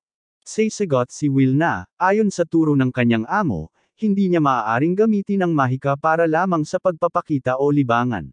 Sinusubukan ng matandang lalaki na maging matalino at hiniling sa kanya na gumawa ng tuyong kahoy na panggatong para sa kanya dahil nabasa ng nyebe kagabi ang lahat ng uri ng kahoy. Mas matalino pa si Will, at pinatutuyo niya lang ang kahoy na panggatong sa paligid ng apoy na nagliliyab na. Namangha ang matandang tagapag-alaga ng bakuran at sinimulang interviewin ang dalawang kandidato na gustong pumasok sa akademya tungkol sa mahika. Sinabi ni Rebina na naniniwala siyang dapat gamitin ang mahika upang lumikha ng kaligayahan para sa lahat, at palagi niyang nakikita si Will na ginagamit ito para sa layuning iyon. Natuwa ang matandang lalaki dito, kaya nagpasya siyang karapat-dapat silang makita ang akademya, at isang maliwanag na liwanag ang suminag sa likod niya. Tatakpan ni Will ang kanyang mga mata mula sa liwanag, at nang hamupa ito, natuklasan niyang nasa gate na sila ng academy. Biglang nag-ayos ang matandang lalaki, at nagpakilala siyang si Profesor Hiram ng akademya, at gayon din ang guro ng kagubatan. Gumawa siya ng exception para makapasok sa academy sina Will at Rebina at tinanong ang halfling kung ano ang gusto niyang makita. Dinala niya sila sa paglilibot sa academy, kung saan dinala niya sila sa silid-aklatan ng academy, dahil iyon ang nais makita ni Rebina. Nagpasalamat siya kay Hiram, at binigyan sila nito ng karapatang basahin ang anumang bagay sa sahig na ito. Nais ni Rebina na hanapin ang isang partikular na libro, at hindi nagtagal ay nakakita siya ng dalawang mabibigat na libro na kailangang buhati ni Will para sa kanya. Binasa niya ang mga pamagat at nalaman niyang ang isa sa mga libro ay listahan ng mga nagtapos sa academy, at ang isa naman ay mga talaan ng kasaysayan ng lokal na lugar. Seryosong pinag-aaralan ni Rebina ang mga ito hanggang gabi, at pagkatapos ay umalis siya kasama si Will pagkatapos magpasalamat kay Hiram. Sa kanilang pagbabalik, tinanong siya ni Will kung bakit niya binabasa ang mga aklat na iyon, at sinabi ni Rebina sa kanya na minsan siyang naglakbay kasama ang isang maganda at mabait na salamangkero at nagkaroon ng pinakamagandang panahon sa kanyang buhay kasama ito. Gayunpaman, kailangan nilang maghiwalay dahil magkaiba ang kanilang patutunguhan. Hindi nagtagal pagkatapos niyan, nalaman ni Rebina na namatay ang kanyang kaibigang salamangkero habang buong tapang na pinuprotektahan ang isang bayan mula sa mga demonyo, ngunit walang kwento na nakaligtas tungkol sa insidenteng iyon. Ngayon, gusto niyang malaman ang kabayanihang ginawa ng kanyang kaibigan at gumawa ng kanta para sa kanya upang hindi siya malimutan kailanman. Tinapos niya ang kanyang paggunita sa masayang paraan at sinabing ang mga awitin ng mga bayani ay nagdadala ng pag-asa, kaya naman susulat siya ng isa para sa kanyang kaibigan. Hinihiling ni Will sa kanya na kantahin ito para sa kanya kapag tapos na, at pagkatapos ay umaasa na balang araw, kahit mamatay siya, ang kanyang mga kanta ay mananatili sa mundong ito. Lumipas ang mga buwan at nagbago ang mga panahon, ngunit isang araw, nakatanggap si Will ng ulat na may ilang bulaklak sa taglamig na namumukadkad sa tag-init. Sineseryoso ng prinsipe ang anomalya, kaya inutusan niya si Will na imbestigahan ito. Pumunta siya sa kagubatan kasama si Menel at nakita nilang walang awa na pinatay ang ilang hayop. Dahil sa koneksyon niya sa kagubatan, masasabi ni Menel na nabaliw na ang kagubatan, pero sigurado si Will na ginagaslighting lang niya ang kagubatan. Seryoso pa rin niyang tinatanggap ang payo nito, at naghahanda sila upang alamin kung ano ang mali sa kagubatan. Ipinaliwanag ni Menel na dalawang sinaunang puno ang namumuno sa mga kagubatan ng mga hayop. Ang Panginoon ng Oak ang naghahari dito sa taglamig, at ang Panginoon ng Howley naman sa tag-init, at nagpapalitan sila ng kapangyarihan sa mga solstice. Solstice ng tag-init ilang araw na ang nakalipas, at tila kasama pa rin ng mga awtoridad ang puno ng Oak. Kaya naman pumunta sila sa Panginoon ng Saging at nakakita ng isang lumang puno na may mukha. Tinatanong siya ni Menel kung bakit hindi niya binigyan ng kapangyarihan ang kanyang kakambal, ang Panginoon ng Howley, at sumagot si Oak na hindi sinasagot ni Howley ang kanyang tawag, at tumatanggi sa kapangyarihan. Alam ni Menel na kung hindi nakahanay ang mga pinuno sa panahon, nasa panganib ang kagubatan, at upang mailigtas ito, nagboluntaryo siyang maging mensahero ng kagubatan at hiniling kay Oak na payagan siyang manu-manong ilipat ang kapangyarihan kay Howley. Binalaan siya ni Oak na hindi niya kakayanin ito, at na masisira ang kanyang kaluluwa sa loob ng isang buwan, ngunit sumagot si Menel na aayusin niya ang mga bagay-bagay kasama si Will sa oras na iyon. Ipinahayag ni Menel ang kanyang malalim na koneksyon sa kagubatan at hindi niya nais na ito ay mawala, at tinanggap ng puno ng Oak ang kanyang damdamin at ipinadala siya sa isang pagsubok upang patunayan ang kanyang halaga. Kailangang manatili si Will dahil hindi siya pinapayagang makialam sa mga usapin ng kagubatan, at may tiyagang naghihintay sa pagbabalik ng kanyang kaibigan mula sa pagsubok habang nagmumuni-muni. Bumalik si Menel, medyo gasgas, pagkalipas ng ilang araw at ipinakita kay Will ang marka ng kapangyarihang hari sa likod ng kanyang kamay. Hindi nagtagal, naglakad silang dalawa patungo sa puno ng holly at nakita nilang may dalawang demonyong nakaharang sa kanilang daan. Madali nilang natalo ang tig-isang demonyo at napagtanto na mga taga-bantay lamang sila at nauna na ang kanilang boss. Tumatawid sila sa isang higanteng pintuang bato at nakakita ng isang higanteng puno na napapalibutan ng nakakatakot na ulap. Sinabi ni Menel na ang Panginoon ng banal na puno ang naghahari sa kagubatan sa tag-init. Habang papalapit sina Will at Menel sa puno, nakita nila ang isang demonyong general na naghihintay sa kanila doon. Narinig ng general ang tungkol sa malayong paladin at sa pintuang Menel ng mabilis na pakpak, at ipinahayag niya na makakamit niya ang kaluwalhatian sa paghuli sa kanila. Tinawag niya ang kanyang mga demonyong hayop para atakihin sila, at habang nakapaligid ang mga hayop sa kanila, nakipag-ugnayan si Menel kay Holly at inilipat sa kanya ang kapangyarihan ng hari. Ang puno ay nagkakaroon ng kapangyarihan ng pinuno ng kagubatan at ginagamit ang mga ugat nito upang itali ang lahat ng mga hayop at hilahin sila sa lupa. Galit na galit ang demonyong general dahil madaling nabigo ang kanyang plano, ngunit marami pa siyang dapat alalahanin habang sinasalakay siya ni Will. Binigkas ng demonyo ang isang mahikang orasayon, ngunit pinutol ni Will ang kanyang pagbigkas, at ang mahika ay bumalik sa kanya at sumabog sa kanyang mukha. Pagkatapos, inatake siya ni Will gamit ang kanyang sibat, at hinarang ng demonyo ang kanyang atake gamit ang halberd nito. Nadaig ni Will ang dragon sa pamamagitan ng lakas at pagkatapos ay sinugatan ito, na nagpabagsak sa tuhod, at pagkatapos ay sinaksak ang ulo nito upang patayin. Nagpasalamat ang Panginoon ng Holly sa pagliligtas sa kanya sa kagubatan at ginamit ang kanyang kapangyarihan upang muling pasiglahin ang kagubatan. Tumbas, ang mga puno ay tumutubo ng sariwang dahon, at agad napupuno ang mga lawa salamat sa kapangyarihang iyon, na sa palagay ko ay napaka-epektibo sa paglaban sa global warming. Pagkatapos nito, sinabi ni Holly kay Menel na dahil kinuha niya ang kapangyarihan ng pinuno sa maikling panahon, nagising na ang blood ng mga diwata sa kanya. Isang araw, siya ay magiging pinuno ng kagubatan at magiging isang matandang puno na may balbas tulad niya. Parehong nagulat sina Menel at Will dahil hindi nila kailanman nalaman iyon at hindi man lang nag-abala na basahin ang mga tuntunin at kondisyon. Sinabi ni Holly kay Menel na hindi ito mangyayari kaagad at maaari siyang tumanggi, ngunit patuloy pa rin siyang nagmamakaawa na pag-isipan ito. Pagkatapos nito, binigyan ng puno si Will ng hula na dapat niyang sundin. Sa Rust Mountains sa kanluran, malapit nang sumiklab ang apoy ng Black Calamity at maaaring kumalat ito ng sapat upang saklawin ang buong lupain. Inilarawan ni Holly ang Rust Mountains bilang pugad ng mga demonyo at sinabi kay Will ang tungkol sa Panginoon ng Impyerno, at kay Miasma, na gumagawa ng higaan mula sa kayamanan ng ibang tao at doon natutulog. Binalaan niya ang paladin na maging handa sa pagharap dito, at tinapos ang babala sa ganito. Mamaya, binisita ni na Will at Menel si Prinsipe Ethel, na sinubukang bolahin si Will dahil sa pagkumpleto sa huling kahilingan.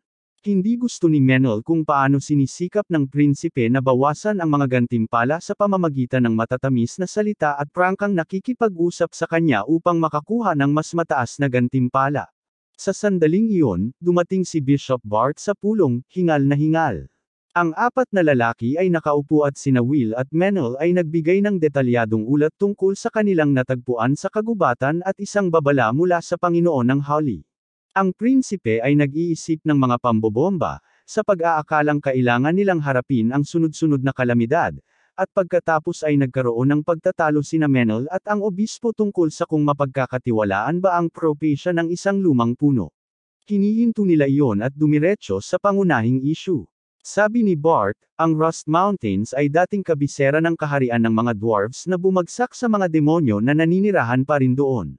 Nasa sabik si Will na marinig ito at iniisip na dahil walang nakasaksi doon, maaari siyang pumunta roon at maghasik ng lagim ayon sa kanyang gusto.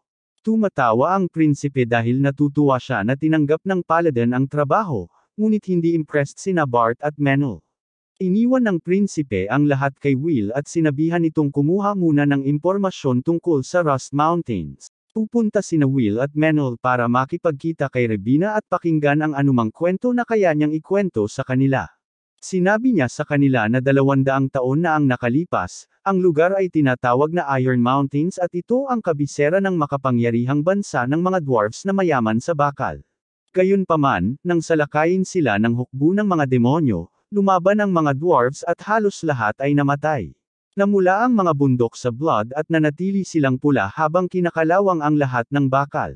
Ang mga dwarfs na umalis sa bansa at nakaligtas ay dumanas din ng hindi may lalarawang paghihirap at kakaunti lamang sa kanila ang nananatiling buhay ngayon. Iyon lang ang masasabi ni Rebina sa kanila dahil walang nakaligtas na mga kanta o kwento mula sa Iron Mountains. Magpapasya si Will na makipag-usap sa mga dwarfs sa Torchport at si Menel ang magdadala sa kanya sa isang shortcut sa kagubatan na nakikita niya ngayon dahil sa pansamantalang kapangyarihan na dala niya. Sabi niya, ilang siglo sa hinaharap, baka kailangan niyang magpasya kung ano ang kanyang tatahakin. Sa panahong iyon, matagal nang patay si Will at balak ni Menel na makita man lang ang kanyang mga apo sa tuhod. Inimfirmahan niya ito na ang mga ipinanganak na hybrid sa pagitan ng mga Fae at tao ay kailangang gumawa ng desisyong magbabago sa kanilang buhay sa ilang punto sa kanilang buhay. Maaari silang pumili na maging mortal at mamatay sa napakatandang edad o maaari silang pumili na maging immortal at maging isa sa kalikasan. Gusto ni Menel na kahit tignan man lang ang lahat ng nagawa ni Will bago siya magdesisyon. Pagkatapos nito, lalabas sila sa Torchport at mapapabilis ang oras ng paglalakbay mula araw patungong oras salamat sa bagong natuklasang kapangyarihan ng kalahating elf. Sa lungsod, nakilala nila si Antonio at tinanong siya tungkol sa mga dwarf na immigrant na dumating dito 6 na buwan na ang nakalipas. Noong panahong iyon, tila nawawala at patay na ang kanilang loob, at napakalungkot nila kaya karamihan sa mga tao ay natural na tutol na papasukin sila rito. Sinabi ni Antonio kay Will na maayos na sila ngayon at baka may impormasyon ang kanilang pinuno tungkol sa Rust Mountains. Naalala ni Will ang itinuro sa kanya ni Gus tungkol sa mga nilalang na karaniwang kilala bilang mga Fae. Maaari silang maging parang mga Panginoon ng kagubatan o maaari silang pumili ng mga katawang mortal upang mabuhay ng mas malapit sa mga tao. Ang mga Fae na sumunod sa Diyosa ng hangin at kagubatan ay naging mga elf at ang mga Sumambo sa Diyos ng apoy at kasanayan ay naging mga dwarf. Kilala ang mga duwende bilang mga dalubhasang manggagawa at pinakamatapang na mandirigma, at kahit ang Blood ay nagbibigay galang sa kanila. Kinabukasan, habang nagsasanay si Will kasama si Menel, napansin niyang may naniniktik sa kanila at nilapitan niya ito para batiin. Salungat sa narinig niya tungkol sa mga duwende, nakita niya ang isang duwende na duwag at nerbyoso na tumatakas sa sandaling kausapin siya ni Menel sa bahagyang magaspang na tono. Mamaya ng araw na iyon, binisita ni Will ang dwarf settlement sa kanyang lungsod at nakitang abala ang lahat sa pagtatrabaho. Sa sandaling makita nila ang kanilang Panginoon, humihinto ang mga duwende sa kanilang gawain at nagbibigay galang sa kanya. Ganito, naglakad si Will patungo sa pinuno ng mga dwarf, si Agnar, at sa kanyang tiyuhin, si Grandir, na medyo matanda na. Umupo sila para magkape at tinanong ni Will ang dahilan kung bakit sila pumunta sa Beastwood. Sumagot si Grandir na dumating sila rito para mamatay at niluwa ni Will ang mainit na tiyaan nang marinig ang napakaprangka at nakakatakot na sagot nito. Kinontrol ni Agnar ang sitwasyon at ipinaliwanag na ang kanyang tiyuhin ay isa sa mga huling nakaligtas mula sa Iron Mountain, kaya buong buhay siyang nabuhay sa kalungkutan. Naging emosyonal at nostalgic si Grandir habang naaalala niya ang kanyang maluwalhating lupang tinubuan at kung paano niya laging pinangarap na muling angkinan ito. Ngunit ngayon ay napakatanda na niya para gawin ang anuman. Gusto niyang kahit paano ay masiguro ang kapayapaan para sa susunod na henerasyon, at nagmamakaawa siya kay Will na alagaan ang mga ito. Hinawakan ni Will ang kanyang mga kamay at nangakong sisiguraduhing palagi silang ligtas at masaya. Umiiyak si Grandir at nagpapasalamat kay Will bago simulan ang kwento ng Iron Mountains. 200 taon na ang nakalipas, ang mga duwende ay pinamumunuan ng isang hari na isang dakilang mandirigma at iskolar. Sa kanyang paghahari, nakamit nila ang bagong taas ng kapayapaan at kasaganaan, ngunit walang nakakaalam na balang araw siya ay aalalahanan bilang huling hari ng Iron Kingdom. Isang araw, dumating ang mataas na hari at ang kanyang mga demonyo sa bundok bakal at nagpadala sila ng sugo, na humihiling sa hari na sumali sa kanilang panig. Pinugutan ng hari ang sugo upang malinaw na iparating sa kanyang mga kaaway na hindi siya kailanman sasang-ayon sa kanila, ngunit binalaan siya ng demonyo na darating ang masamang dragon at sisirain silang lahat. Pagkatapos noon, inihanda niya ang matatapang na mandirigmang dwarf para sa digmaan. Sigurado ang hari na lahat ng mananatiling lumaban dito ay mamamatay, at iyon ang dahilan kung bakit hindi niya pinilit ang sinuman na manatili kasama niya. Desidido siyang pigilan ang mga demonyo at ang dragon kahit pa isakripisyo ang lahat, at masyadong mapagmataas ang mga mandirigmang dwarf para umatras sa gayong kapanapanabak na labanan. Gayunpaman, iniutos ng hari sa lahat ng hindi bihasa sa pakikipaglaban na umalis sa bansa, lunukan ang kanilang pagmamalaki, at mabuhay sa anumang paraan upang isang araw ay makabalik sila at matalo ang kanilang mga kaaway. Habang tinatapos ni Asgrendir ang kanyang kwento, umiiyak siya sa kahihiyan, pagsisisi, at pagkakasala. Noong panahong iyon, baguhan pa lamang siyang bantay at hindi makipaglaban kasama ang kanyang hari, kaya inatasan siyang mamuno sa mga sibilyan patungo sa kaligtasan. Gayunpaman, marami ang namatay sa mapanganib na mga landas sa bundok, at sinubak siya ng pagkasala dahil nakaligtas siya matapos mawala ang lahat ng mahal sa buhay niya. Naging emosyonal din si Will pagkatapos marinig ang kanyang kwento. Habang pabalik siya mula sa bahay ng duwende, nakita niyang nagkaroon ng away sa pagitan ng dalawang lasing na lalaki sa isang bahay pahingahan. Ang dwarf na nakahuli niya na nagmamanman sa kanya sa umaga ay sinusubukang pigilan ang mga lasing, ngunit pinagtutulungan nila ito at pinatutulog. Pinigilan sila ni Will bago pa man sila makagawa ng anuman, at tumakbo sila palayo sa takot. Iniwan pa nga ang lahat ng kanilang pera. Hindi nagtagal ay nagising ang duwende, at kinabahan siya nang tanungin siya ni Will kung ano ang pangalan niya. Pinakilala niya ang sarili bilang Rue, at pinuri ni Will ang kanyang katigasan. Pagkatapos nito, tinanong niya ang tagapamahala ng bahay panuluyan tungkol sa naganap na pagtatalo kanina, at sinagot niya na ang kanyang ama ang may-ari ng negosyo, ngunit may sakit ito, kaya kailangan niyang magtrabaho kapalit niya, at hindi niya masyadong kaya ang mga away. Inalok ni Will na pagalingin ang kanyang ama, at sinabi niya sa kanila na libre ang hapunan para ngayong gabi. Tinanggap ni Will ang kanyang alok, at paglabas niya, nakita niyang naayos na ni Rue ang sirang pinto. Kahanga-hanga ang lahat sa kanyang husay, pero hindi siya tiwala sa sarili. Kakain sina Will at Rue nang magkasama, at doon sinabi ng dwarf sa kanya na matagal na siyang tagahanga nito.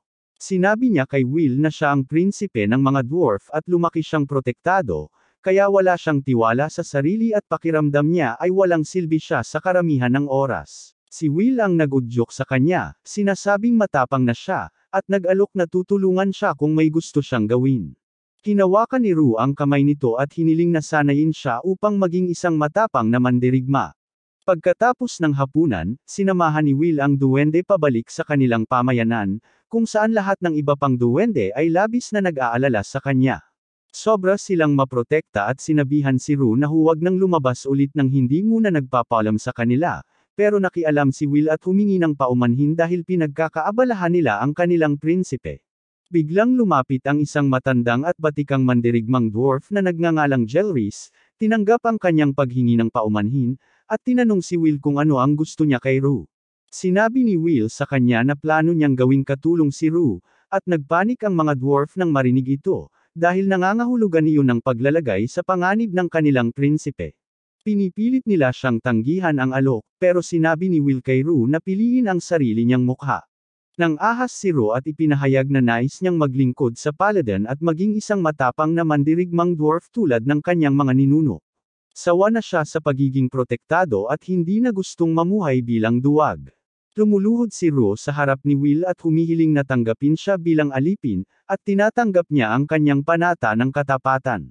Pagkatapos ay bumaling si Will sa mga duwende at tinanong sila kung ano ang gagawin nila ngayon na sumumpo na ng katapatan sa kanya ang kanilang prinsipe. Habang naguguluhan ang lahat, humakbang si Jelrys at tinanggap ang kanyang desisyon, sinasabing dapat piliin ng isang tao ang kanyang sariling kapalaran. Binigyan niya si Rue ng huling lektura tungkol sa katapatan at sakripisyo at siniguro sa kanya na kakausapin niya si Grandir tungkol dito mamaya. Opisyal nang naging bagong kaalyado ni Rue si Will, at una nilang pinag-usapan ang kanyang sahod. Hindi gaanong pinapansin ni Rue ito, pero salamat sa mga aral ni Gus, Alam ni Will na ang pera ang nagpapagalaw sa mundo. Nagpasya siyang bayaran si Rue ng maayos na sahod at sagutin din ang kanyang pamumuhay at kagamitan. Kinabukasan, sinimulan niya ang pagsasanay sa mga duwende. Tumatakbo sila sa paligid ng lungsod, ngunit si Rue ay may maliliit na binti ng duwende na nagpapabagal sa kanya, ngunit sinisikap niya ang kanyang makakaya at nakakasabay kay Will. Pagkatapos ay oras na para sa pagsasanay sa kalamnan, at pagkatapos mapagod si Rue sa paggawa ng pull-up, sinabi ni Will sa kanya na magpahinga muna. Pagkatapos ay ipinakilala niya ito kay Mettel, at nag-urong ang loob ni Rue nang makita niya ito. Gayunpaman, humihingi ng paumanhin si Mettel sa pagiging bastos niya sa kanya kanina at pinapakalma siya. Kinabukasan, muling nagsanay si Will kasama si Rue, at pinili nila ang freestyle wrestling upang subukan ang lakas ng bawat isa. Ginagamit ni Rue ang lahat ng lakas niya para itulak pabalik si Will, pero napakalakas ni Will at ibinagsak siya sa lupa. Talagang nasasabik ang duwende na makita ang galaw at humihiling kay Will na ituro ito sa kanya. Pagkatapos nito, nakatanggap si Will ng sulat mula sa obispo na nagsasabing ang dragon na natutulog sa Rust Mountains ay isang sinaunang dragon na tinatawag na Veilserka. Naaalala ni Will na may kaugnayan ang dragon sa babala ni Holly, sa kwento ng mga dwarf, at maging sa Chimera na minsan niyang nilabanan. Sa buong mitolohiya, ang mga sinaunang dragon ay kilala na pangalawa lamang sa mga Diyos sa kapangyarihan, at kahit na ganoon, mas malakas pa rin sila kaysa sa mga clone o echo ng mga Diyos. Habang nalulungkot si Will sa kawalan ng pag-asa tungkol sa hinaharap, narinig niya sina Mettel at Rue na nagsasanay sa labas at nagpasya silang nasa isang peking labanan, at nagdadalawang isip si Rue sa tuwing may pagkakataon siyang tamaan si Mettel, na patuloy siyang tinutukso na mas malakas ang kanyang pagpalo. Gayunpaman, nagawa ng kalahating elf na galitin siya ng sapat, at naging tapat si Rue sa kanya at nakapagbigay ng magandang suntok sa tiyan niya. Nasisiyahan si Will sa kanilang dalawa, sa paraan ng pagtuturo ni Mettel at sa pag-unlad ni Rue. Mamaya, sinabi ni Will kay Rue ang kahalagahan ng masustansyang pagkain at sinabihan siya na ubusin ang lahat ng pagkain sa harap niya. Habang kumakain ang duwende, ikinwento niya kay Will ang kanyang kwento. Ipinanganak siya sa mga magulang na may blooding maharlika, ngunit maaga silang namatay. Mula noon, pinrotektahan siya ng mga nakatatandang miyembro ng angkan na nais siyang protektahan, ngunit hindi niya naramdaman na iyon ang paraan ng pamumuhay ng isang dwarf. Noong panahong iyon niya unang narinig ang awit ng malalayong paladin na nagbigay inspirasyon sa kanya. Sinasabi ni Rue na tagahanga na siya ni Will mula noon, at isang panaginip na natupad ang makilala at magtrabaho sa ilalim ng kanyang idolo. Hinihiling ni Rue kay Will na turuan siya ng katapangan, ngunit sumagot si Will na wala siyang maituturo sa kanya dahil hindi niya itinuturing ang sarili niya na partikular na matapang. Maaaring nakipaglaban siya sa Wyvern at Chimera, pero palagi niyang alam na mas malakas siya sa kanila at siguradong mananalo. Mamaya, habang nasa opisina ng dating si Will at Rue, bumalik si Raystav mula sa isang biyahe at ipinaalam kay Will na wala siyang nakitang kakaiba. Napansin niya si Rue at agad siyang nagtangkang itama ang kanyang tindig dahil mukha siyang mahina dahil sa kanyang baluktot na likod. Handang matuto si Rue mula sa isang gigachad, at tinuturuan siya ni Raystav kung paano magkunwaring may kumpiyansa, kahit wala naman siya nito. Mabilis lumilipas ang panahon, at dumarating ang taglagas na may masaganang ani ng mga pananim. Walang senyales ng anumang sakuna na nagmumula sa Rust Mountains, at gumaling na si Rue salamat sa kanyang pagsasanay. Isang araw, habang binabagsak niya si Will sa lupa gamit ang sarili niyang pamamaraan, tumatakbo si Anna patungo sa kanila na may ulat na may nakitang mga undead sa kagubatan. Magpapasya si Will na personal itong tingnan at isasama niya si Rue. Ang duwende ay kumpleto sa kagamitan ng baluti, at sinabi ni Will sa kanya na pupunta sila sa isang lugar na tinatawag na Pillar Mound sa kanluran. Pagdating nila sa Pillar Mound, mabilis silang pinalibutan ni Miss, at napagtanto ni Will na ito ay isang uri ng magic barrier. Hindi nagtagal, nakarating sila sa burol at nakita ang mga halijing kahoy na nakatayo ng nakakatakot sa lupa. Nakita ni Rue ang isang taong nakasuot ng hood at natigilan sa takot, ngunit habang papalapit si Will dito, natuklasan niyang isa lamang itong kahoy na scarecrow, malamang na inilagay para takutin ang mga magnanakaw ng libingan mula sa paglapastangan sa lugar na ito ng paglilibing. Nagdarasal si Will para sa mga kaluluwa ng lahat ng taong nakalibing dito, at sama-sama sa kanya si Rue. Sa tingin niya, maaaring lumabas ang mga undead mula sa kanilang mga libingan, pero ipinaliwanag ni Will na ang mga taong nakatanggap ng tamang paglilibing ay hindi nagiging undead. Tanging ang mga naiwang nakalantad o may matinding pagkakakabit ang tumatanggap ng biyaya ng Diyos ng mga undead.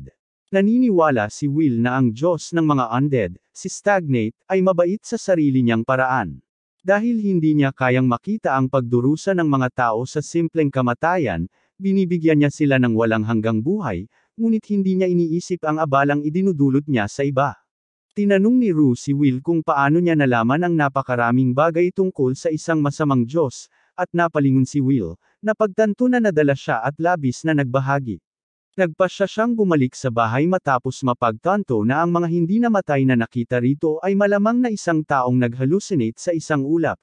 Gayunpaman, sa kanilang pagbabalik, natagpuan nila ang pintuan patungo sa isang nakatagong lagusan at pumasok dito upang matagpuan ang isang malaking tunnel. Sinindihan ni Will ang kanyang sibat at binigyan si Rue ng sulo habang naglalakad sila papasok sa madilim na kuweba. Hindi nagtagal ay nakarating sila sa pinakaloob na silid na maraming libingan doon, at habang sinisikap ni Will na makita kung ano ang nasa harap niya, isang nakakalamig na aura ang lumabas na nagpahinto sa paghinga niya at ni Rue. Agad na nagpakatatag si Will nang mapansin niya ang isang uwak na naglalabas ng nakakatakot na aura, at agad niyang nalaman kung sino ang kanyang kaharap. Binati siya ng uwak, sinabing, "Long time no see," at napabulala si Will na siya si Stagnate at tinanong siya kung ano ang ginagawa niya doon.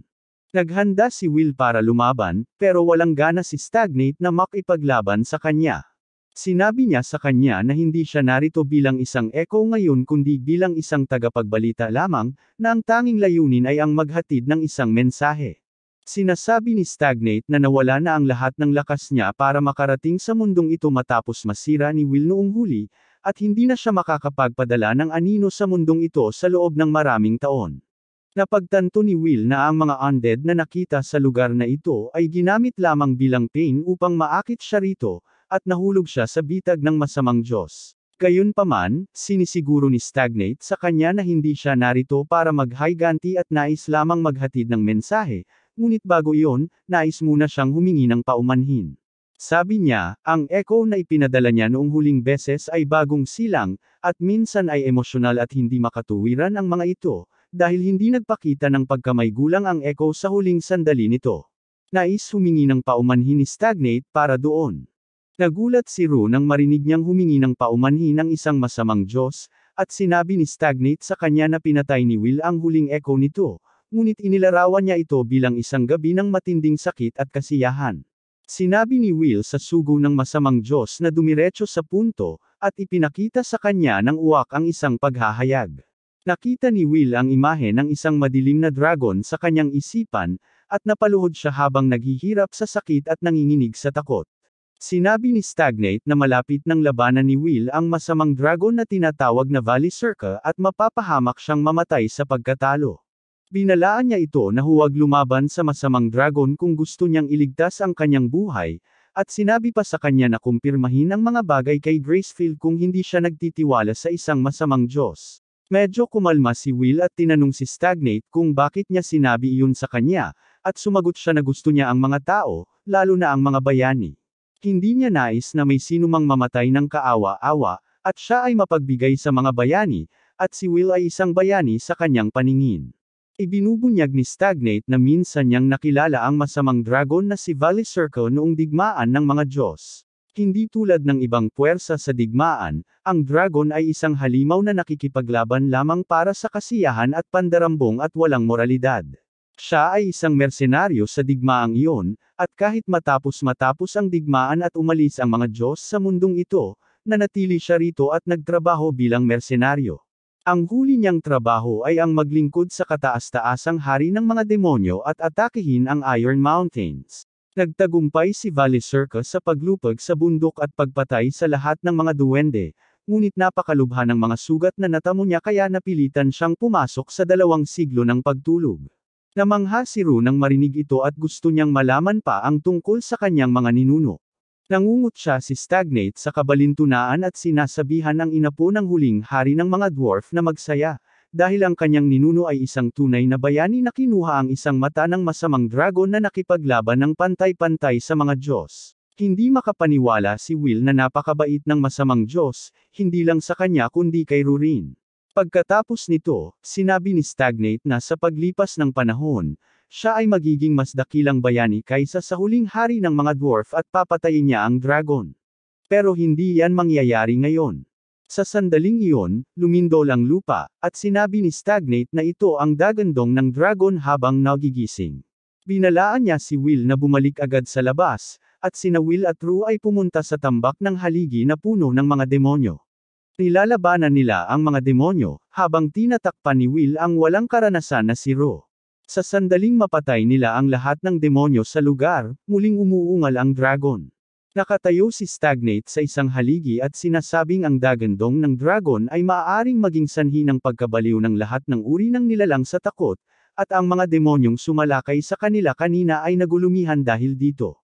May isa pang baliw na nilalang na papalapit sa kanila, at ang mabibigat nitong mga yapak ay nagsasabi kay Will na isa itong higanti. Tama ang hula niya dahil isang malaking berdeng kagubatan ang mabilis na papalapit sa kanila. Nais malaman ni Stagnate kung ano ang gagawin ni Will ngayon, ngunit sumagot siya na susupilan niya ang higanti nang hindi ito sinasaktan. Sumugod siya patungo sa higanteng puno sa kagubatan at hinaranggan ang atake nito bago niya ito itinapon sa balikat at pinatulog. Pagkatapos nito, pinagaling ni Will ang isip nito sa pamamagitan ng kanyang pagpapala, at bumangon ang higanti at nagpasalamat kay Will sa sira-sirang Ingles. Sumagot si Will na kaya niyang magsalita sa wika ng mga higanti at nalaman niya na balak ng higanti na umatras sa kanyang angkan, at pagkatapos ay lilipat sila sa ligtas na lugar. Ipinahayag ni Stagnate ang kanyang kasiyahan sa pagkakita kay Will na nasupil ang higanti, ngunit sinabi niya sa kanya na hindi pa rin siya sapat upang labanan ang dragon. Sa ngayon, ang pinakamagandang gagawin ay huwag labanan ang dragon at hayaan itong maghasik ng lagim. Gamit ang panahong iyon, makakapagsanay si Will at magiging malakas, at sa ganitong paraan mas maraming tao ang kanyang mailigtas kaysa sa mga pinabayaan niyang mamatay. Sa babalang iyon, lumipad palayo si Stagnate, at bumalik din sa bahay sina Will at Rue. Doon, natuklasan nila na ang dagandong ng dragon ay naging sanhi ng pagkabaliw ng mga halimaw malapit sa lungsod, at ito ay nagdulot ng malaking pinsala. Ang pagharap sa pinsala, pagtulong sa mga nasugatan, at pagtugis sa mga nagagalit na demonyo ay nangangailangan ng maraming tao at maraming oras. Habang natatapos ang paglilinis, nakatanggap si Will ng sulat mula sa obispo, na nakaramdam ng presensya ng matataas na ranggong demonyo kasama ang masamang dragon. Sinulat niya na walang duwag sa pagtakas mula sa isang labanan kung minsan. Umaasang susundin ni Will ang kanyang payo, lalong naguguluhan si Will sa kanyang desisyon at nagdarasal sa kanyang Diyosa na ipakita sa kanya ang daan. Gusto niyang tiyakin sa kanya ni Gracefield na kaya niyang manalo, at handa siyang mamatay sa pakikipaglaban kung uutusan siya nito, ngunit walang anumang senyales na ibinigay sa kanya. Nawawala sa kanyang pag-iisip si Will nang pumasok si Menel sa kanyang silid at sinabing may gulo sa labas. Sumilip sila sa bintana para makita ang mga duwende na nagtitipon sa harap ng kanilang pinto, at gusto nilang malaman kung balak ng paladin na patayin ang dragon. Sinusubukan ni Rue na ipaintindi sa kanila na hindi ito ang habot at hinihiling niya sa kanila na bumalik na sa bahay. Malapit nang makipag-usap ang mga duwende sa kanilang amo, at isa sa kanila ay pilit na sinusubukang buksan ang pinto, ngunit bigla siyang itinapon ni Rue sa sahig. Sinabi ni Rue na lahat sila ay matatandang walang lakas na hindi man lang siya kayang talunin, at wala silang magagawa laban sa dragon. Gayunpaman, sinabi ni Grendir na wala siyang pakialam dito, dahil lahat dito ay gusto lang mamatay bilang isang matapang na dwarf warrior. Hinawakan niya ang kwelyo ni Rue at sinabing sapat na silang nabuhay sa kahihiyan, at ngayon ay mamamatay silang nakikipaglaban tulad ng ginawa ng kanilang hari noon. Galit na galit si Rue nang marinig ito, at ibinagsak din niya sa lupa ang matandang dwarf na nagpagalit sa lahat. Lahat ay umaatake sa kanya, ngunit ang prinsipe ng mga dwarf ay lumalaban at tinalo ang lahat. Sinabi niya sa kanila na sila ay mga mayabang na hanggal lamang na gustong mamatay, at hindi man lang nila iniisip na gugulin ang kanilang buhay para manalo. Sinasabi niya na hindi niya hahayaang sayangin nila ang kanilang buhay at nangangako na malapit ng magdesisyon, at pagkatapos ay sasali siya sa laban-laban sa dragon. Sumusumpa si Ru sa pangalan niya bilang apo ng huling hari ng mga dwarf, at nagulat ang mga matatandang lalaki nang makita kung gaano siya naging kalalaki. Namangha rin si Will sa kanyang paninindigan, at bumaba siya para makipag-usap sa mga duwende. Ipinahayag niya na papatayin niya ang dragon, at agad na nagtanong si Namo at Menel kung pwede silang sumama sa kanya. Nagboluntaryo si Grendir na maging gabay nila, dahil nakita na niya ang Iron Mountains, ngunit sumingit si Jelrys at sinabing mas angkop ang isang mandirigma na katulad niya para sa gawaing iyon. Natural lang na dumating din sa eksena ang mahiwagang si Restov sa tamang oras, at gusto rin niyang sumali sa misyon ng pagpatay sa dragon para sa kaluwalhatian nito.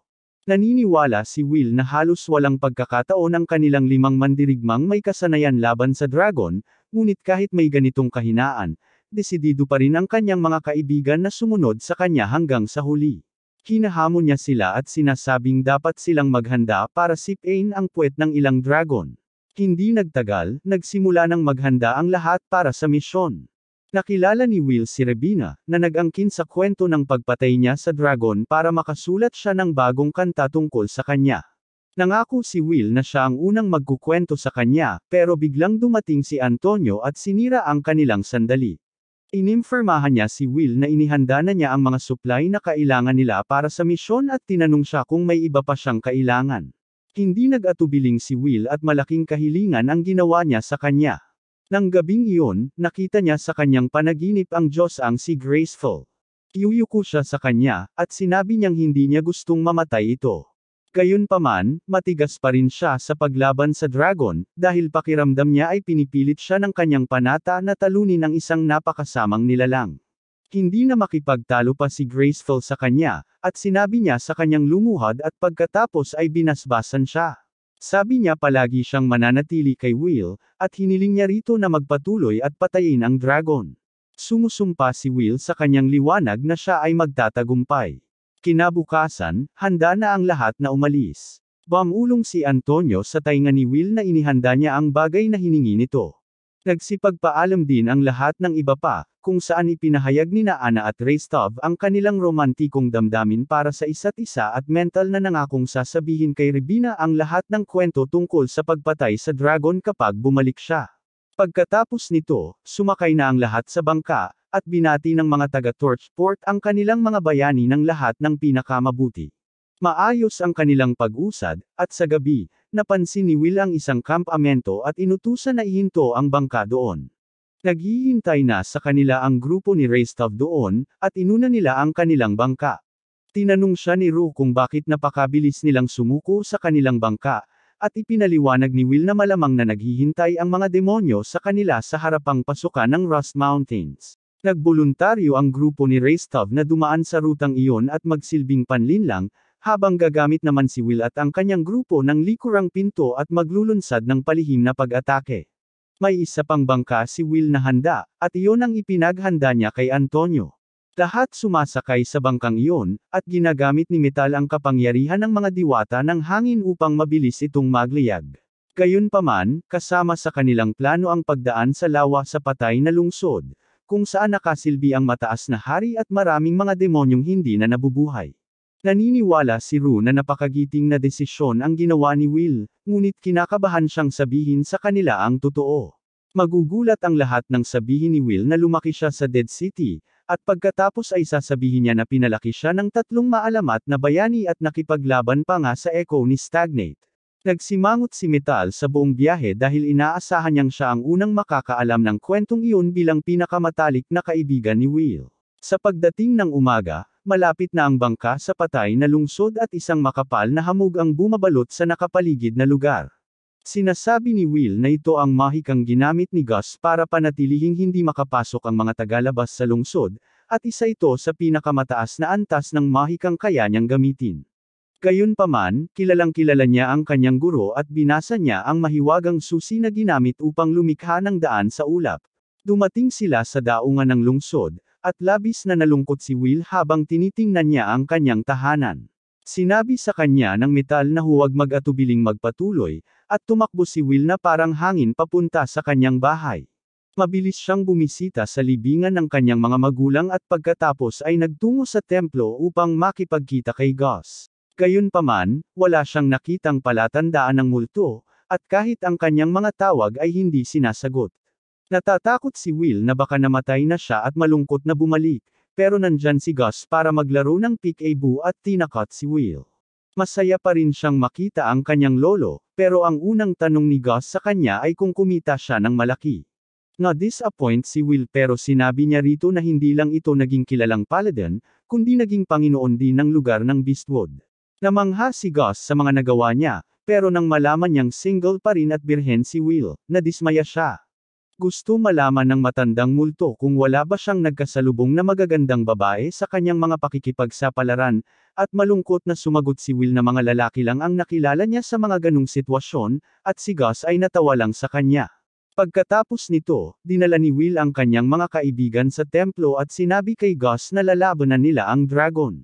Galit na galit si Gus nang marinig ito, at pinagalitan niya si Will dahil sa pagiging tanga nito dahil hindi nila kayang talunin ang masamang dragon sa anumang paraan. Sinasabi pa nga niya na wala pa silang sapat na pera para makuha si Valesirka sa kanilang panig, at agad na pagtanto ng mga kaibigan ni Will kung saan niya nakuha ang pagmamahal niya sa pera. Gayunpaman, tinatapos ni Gus ang kanyang lektura sa pamamagitan ng pagsasabi kay Will na maging malikhain sa kanyang paraan at huwag manatili sa iisang solusyon lamang. Pagkatapos noon, tinanggap niya ang mga kaibigan ng kanyang apo. Nilapitan ni Jelrys si Gus at sinabihan siya na siya, kasama sina Blood at Mary, ang nagligtas sa kanyang buhay minsan. Naaalala siya ni Gus at sinasabing maayos siyang tumanda. Nagpasalamat si Jelrys sa pagligtas niya sa buhay nito at sa pagpapalaki ng napakagandang apo. Pagkatapos nito, pumunta si Will sa kanyang lumang kwarto, at bumuhos ang nostalgia. Pagkatapos ay binisita niya si Gus para sa kaunting pribadong pag-uusap. Gusto ni Will na malaman pa ang tungkol kay Valesirka, at sumagot si Gus na hindi niya kailanman nakita ang masamang dragon gamit ang kanyang sariling mga mata. Kung hindi, sinubukan sana niyang makipag-ayos sa kanya para umalis sa tabi ng demonyo at sumali sa mga bayani sa halip. Sinabi ni Gus kay Will na kung gusto niyang talunin ang dragon, kailangan niyang puntiryahin ang mga lumang sugat nito, dahil napakatigas ng kaliskis nito na kahit ang Blood ay hindi madaling makalusot doon. Bukod pa riyan, nabubuhay na ang mga sinaunang dragon mula pa noong panahon ng mga Diyos, at bilang isa sa kanila, malaki ang lamang ni Valesirka kay Will sa kakayahang gumamit ng mahika. Ang dragon ay napakalaki, mabilis, at matibay din, at walang sino man ang nagkaroon ng pagkakataong talunin siya sa malapitan. Na-realize ni Will kung bakit sinubukan ni Stagnate at nagulat si Gus nang marinig na ang Diyos ng mga undead ay nananatili pa rin sa paligid niya. Binigyan niya ng shade si Stagnate bago nagpasalamat sa pagbibigay sa kanya ng pagkakataong palakihin ang kanyang kamanghamanghang apo. Muling tinanong ni Gus si Will kung sigurado ba siyang gusto niyang labanan ang masamang dragon, at sumagot siya na kailangan niyang talunin ang dragon o hindi mabilang na tao ang mamamatay. Pagkatapos ng mga nakakatakot na bagay, kinausap ni Will si Gus tungkol sa kwento ng tatlong bayani na nagligtas sa isang kalahating elf na babae mula sa pag-atake ng wyvern at nagbigay sa kanya ng pautang para sa kanyang kinabukasan. Sabi niya naghihintay pa rin ang kalahating elf na kolektahin ni Gus ang kanyang utang, at tinanong ni Will kung siya na lang ang pwedeng kumuha ng perang iyon. Masaya si Gus na hayaan siyang kunin ang perang iyon, at ipinaalala nito sa kanya na may isa pa siyang bagay na makakatulong kay Will. Ang mga kagamitang ginamit ng mga bayaning lumaban sa mataas na hari ay nasa lungsod pa rin, at gusto ni Gus na kunin ni Will at ng kanyang mga kaibigan ang anumang gusto nila. Dinala niya sila sa isang walang laman na workshop at gumamit ng mahika upang ipakita ang isang lihim na pinto, na humahantong sa isang silid-imbakan ng armas sa ilalim ng lupa. Namangha ang grupo sa koleksyon ng mga armas, at sinabi ni Gus sa kanila na kunin ang anumang gusto nila. Kinuha ni Will ang isang malaking kalasag, sa pag-aakalang mapoprotektahan siya nito mula sa hininga ng dragon. Sinabi ni Restov na para sa kanya, mas mahalaga ang tiwala at pagiging tugma kaysa sa pagganap, at hindi siya gusto ng bagong sandata. Gayunpaman, hiniling niya kay Gus na ukitin ng mga mahiwagang salita ang kanyang espada upang bigyan siya ng karagdagang kakayahan. Pagkatapos nito, dumating si Menel na may dalang isang legendary grade na pana na dating ginamit ng isang sikat na mandirigmang elf, pinili ito bilang kanyang sandata, at nalaman ni Gus na si Menel ay mula sa parehong angka ng mandirigmang elf. Kinuha ni Gelris ang baluti ng isang mandirigmang dwarf, at kinuha ni Ru ang isang mabigat na halberd. Iniisip ni Will ang lahat ng mga maalamat na bayani na lumaban sa mataas na hari at nagdarasal na makamit nila ang kapayapaan saan man sila naroroon. Nagpasalamat siya sa kanila para sa kanilang mga armas, sa pag-aakalang siya na ang susunod na magliligtas sa mundo mula sa malaking kasamaan.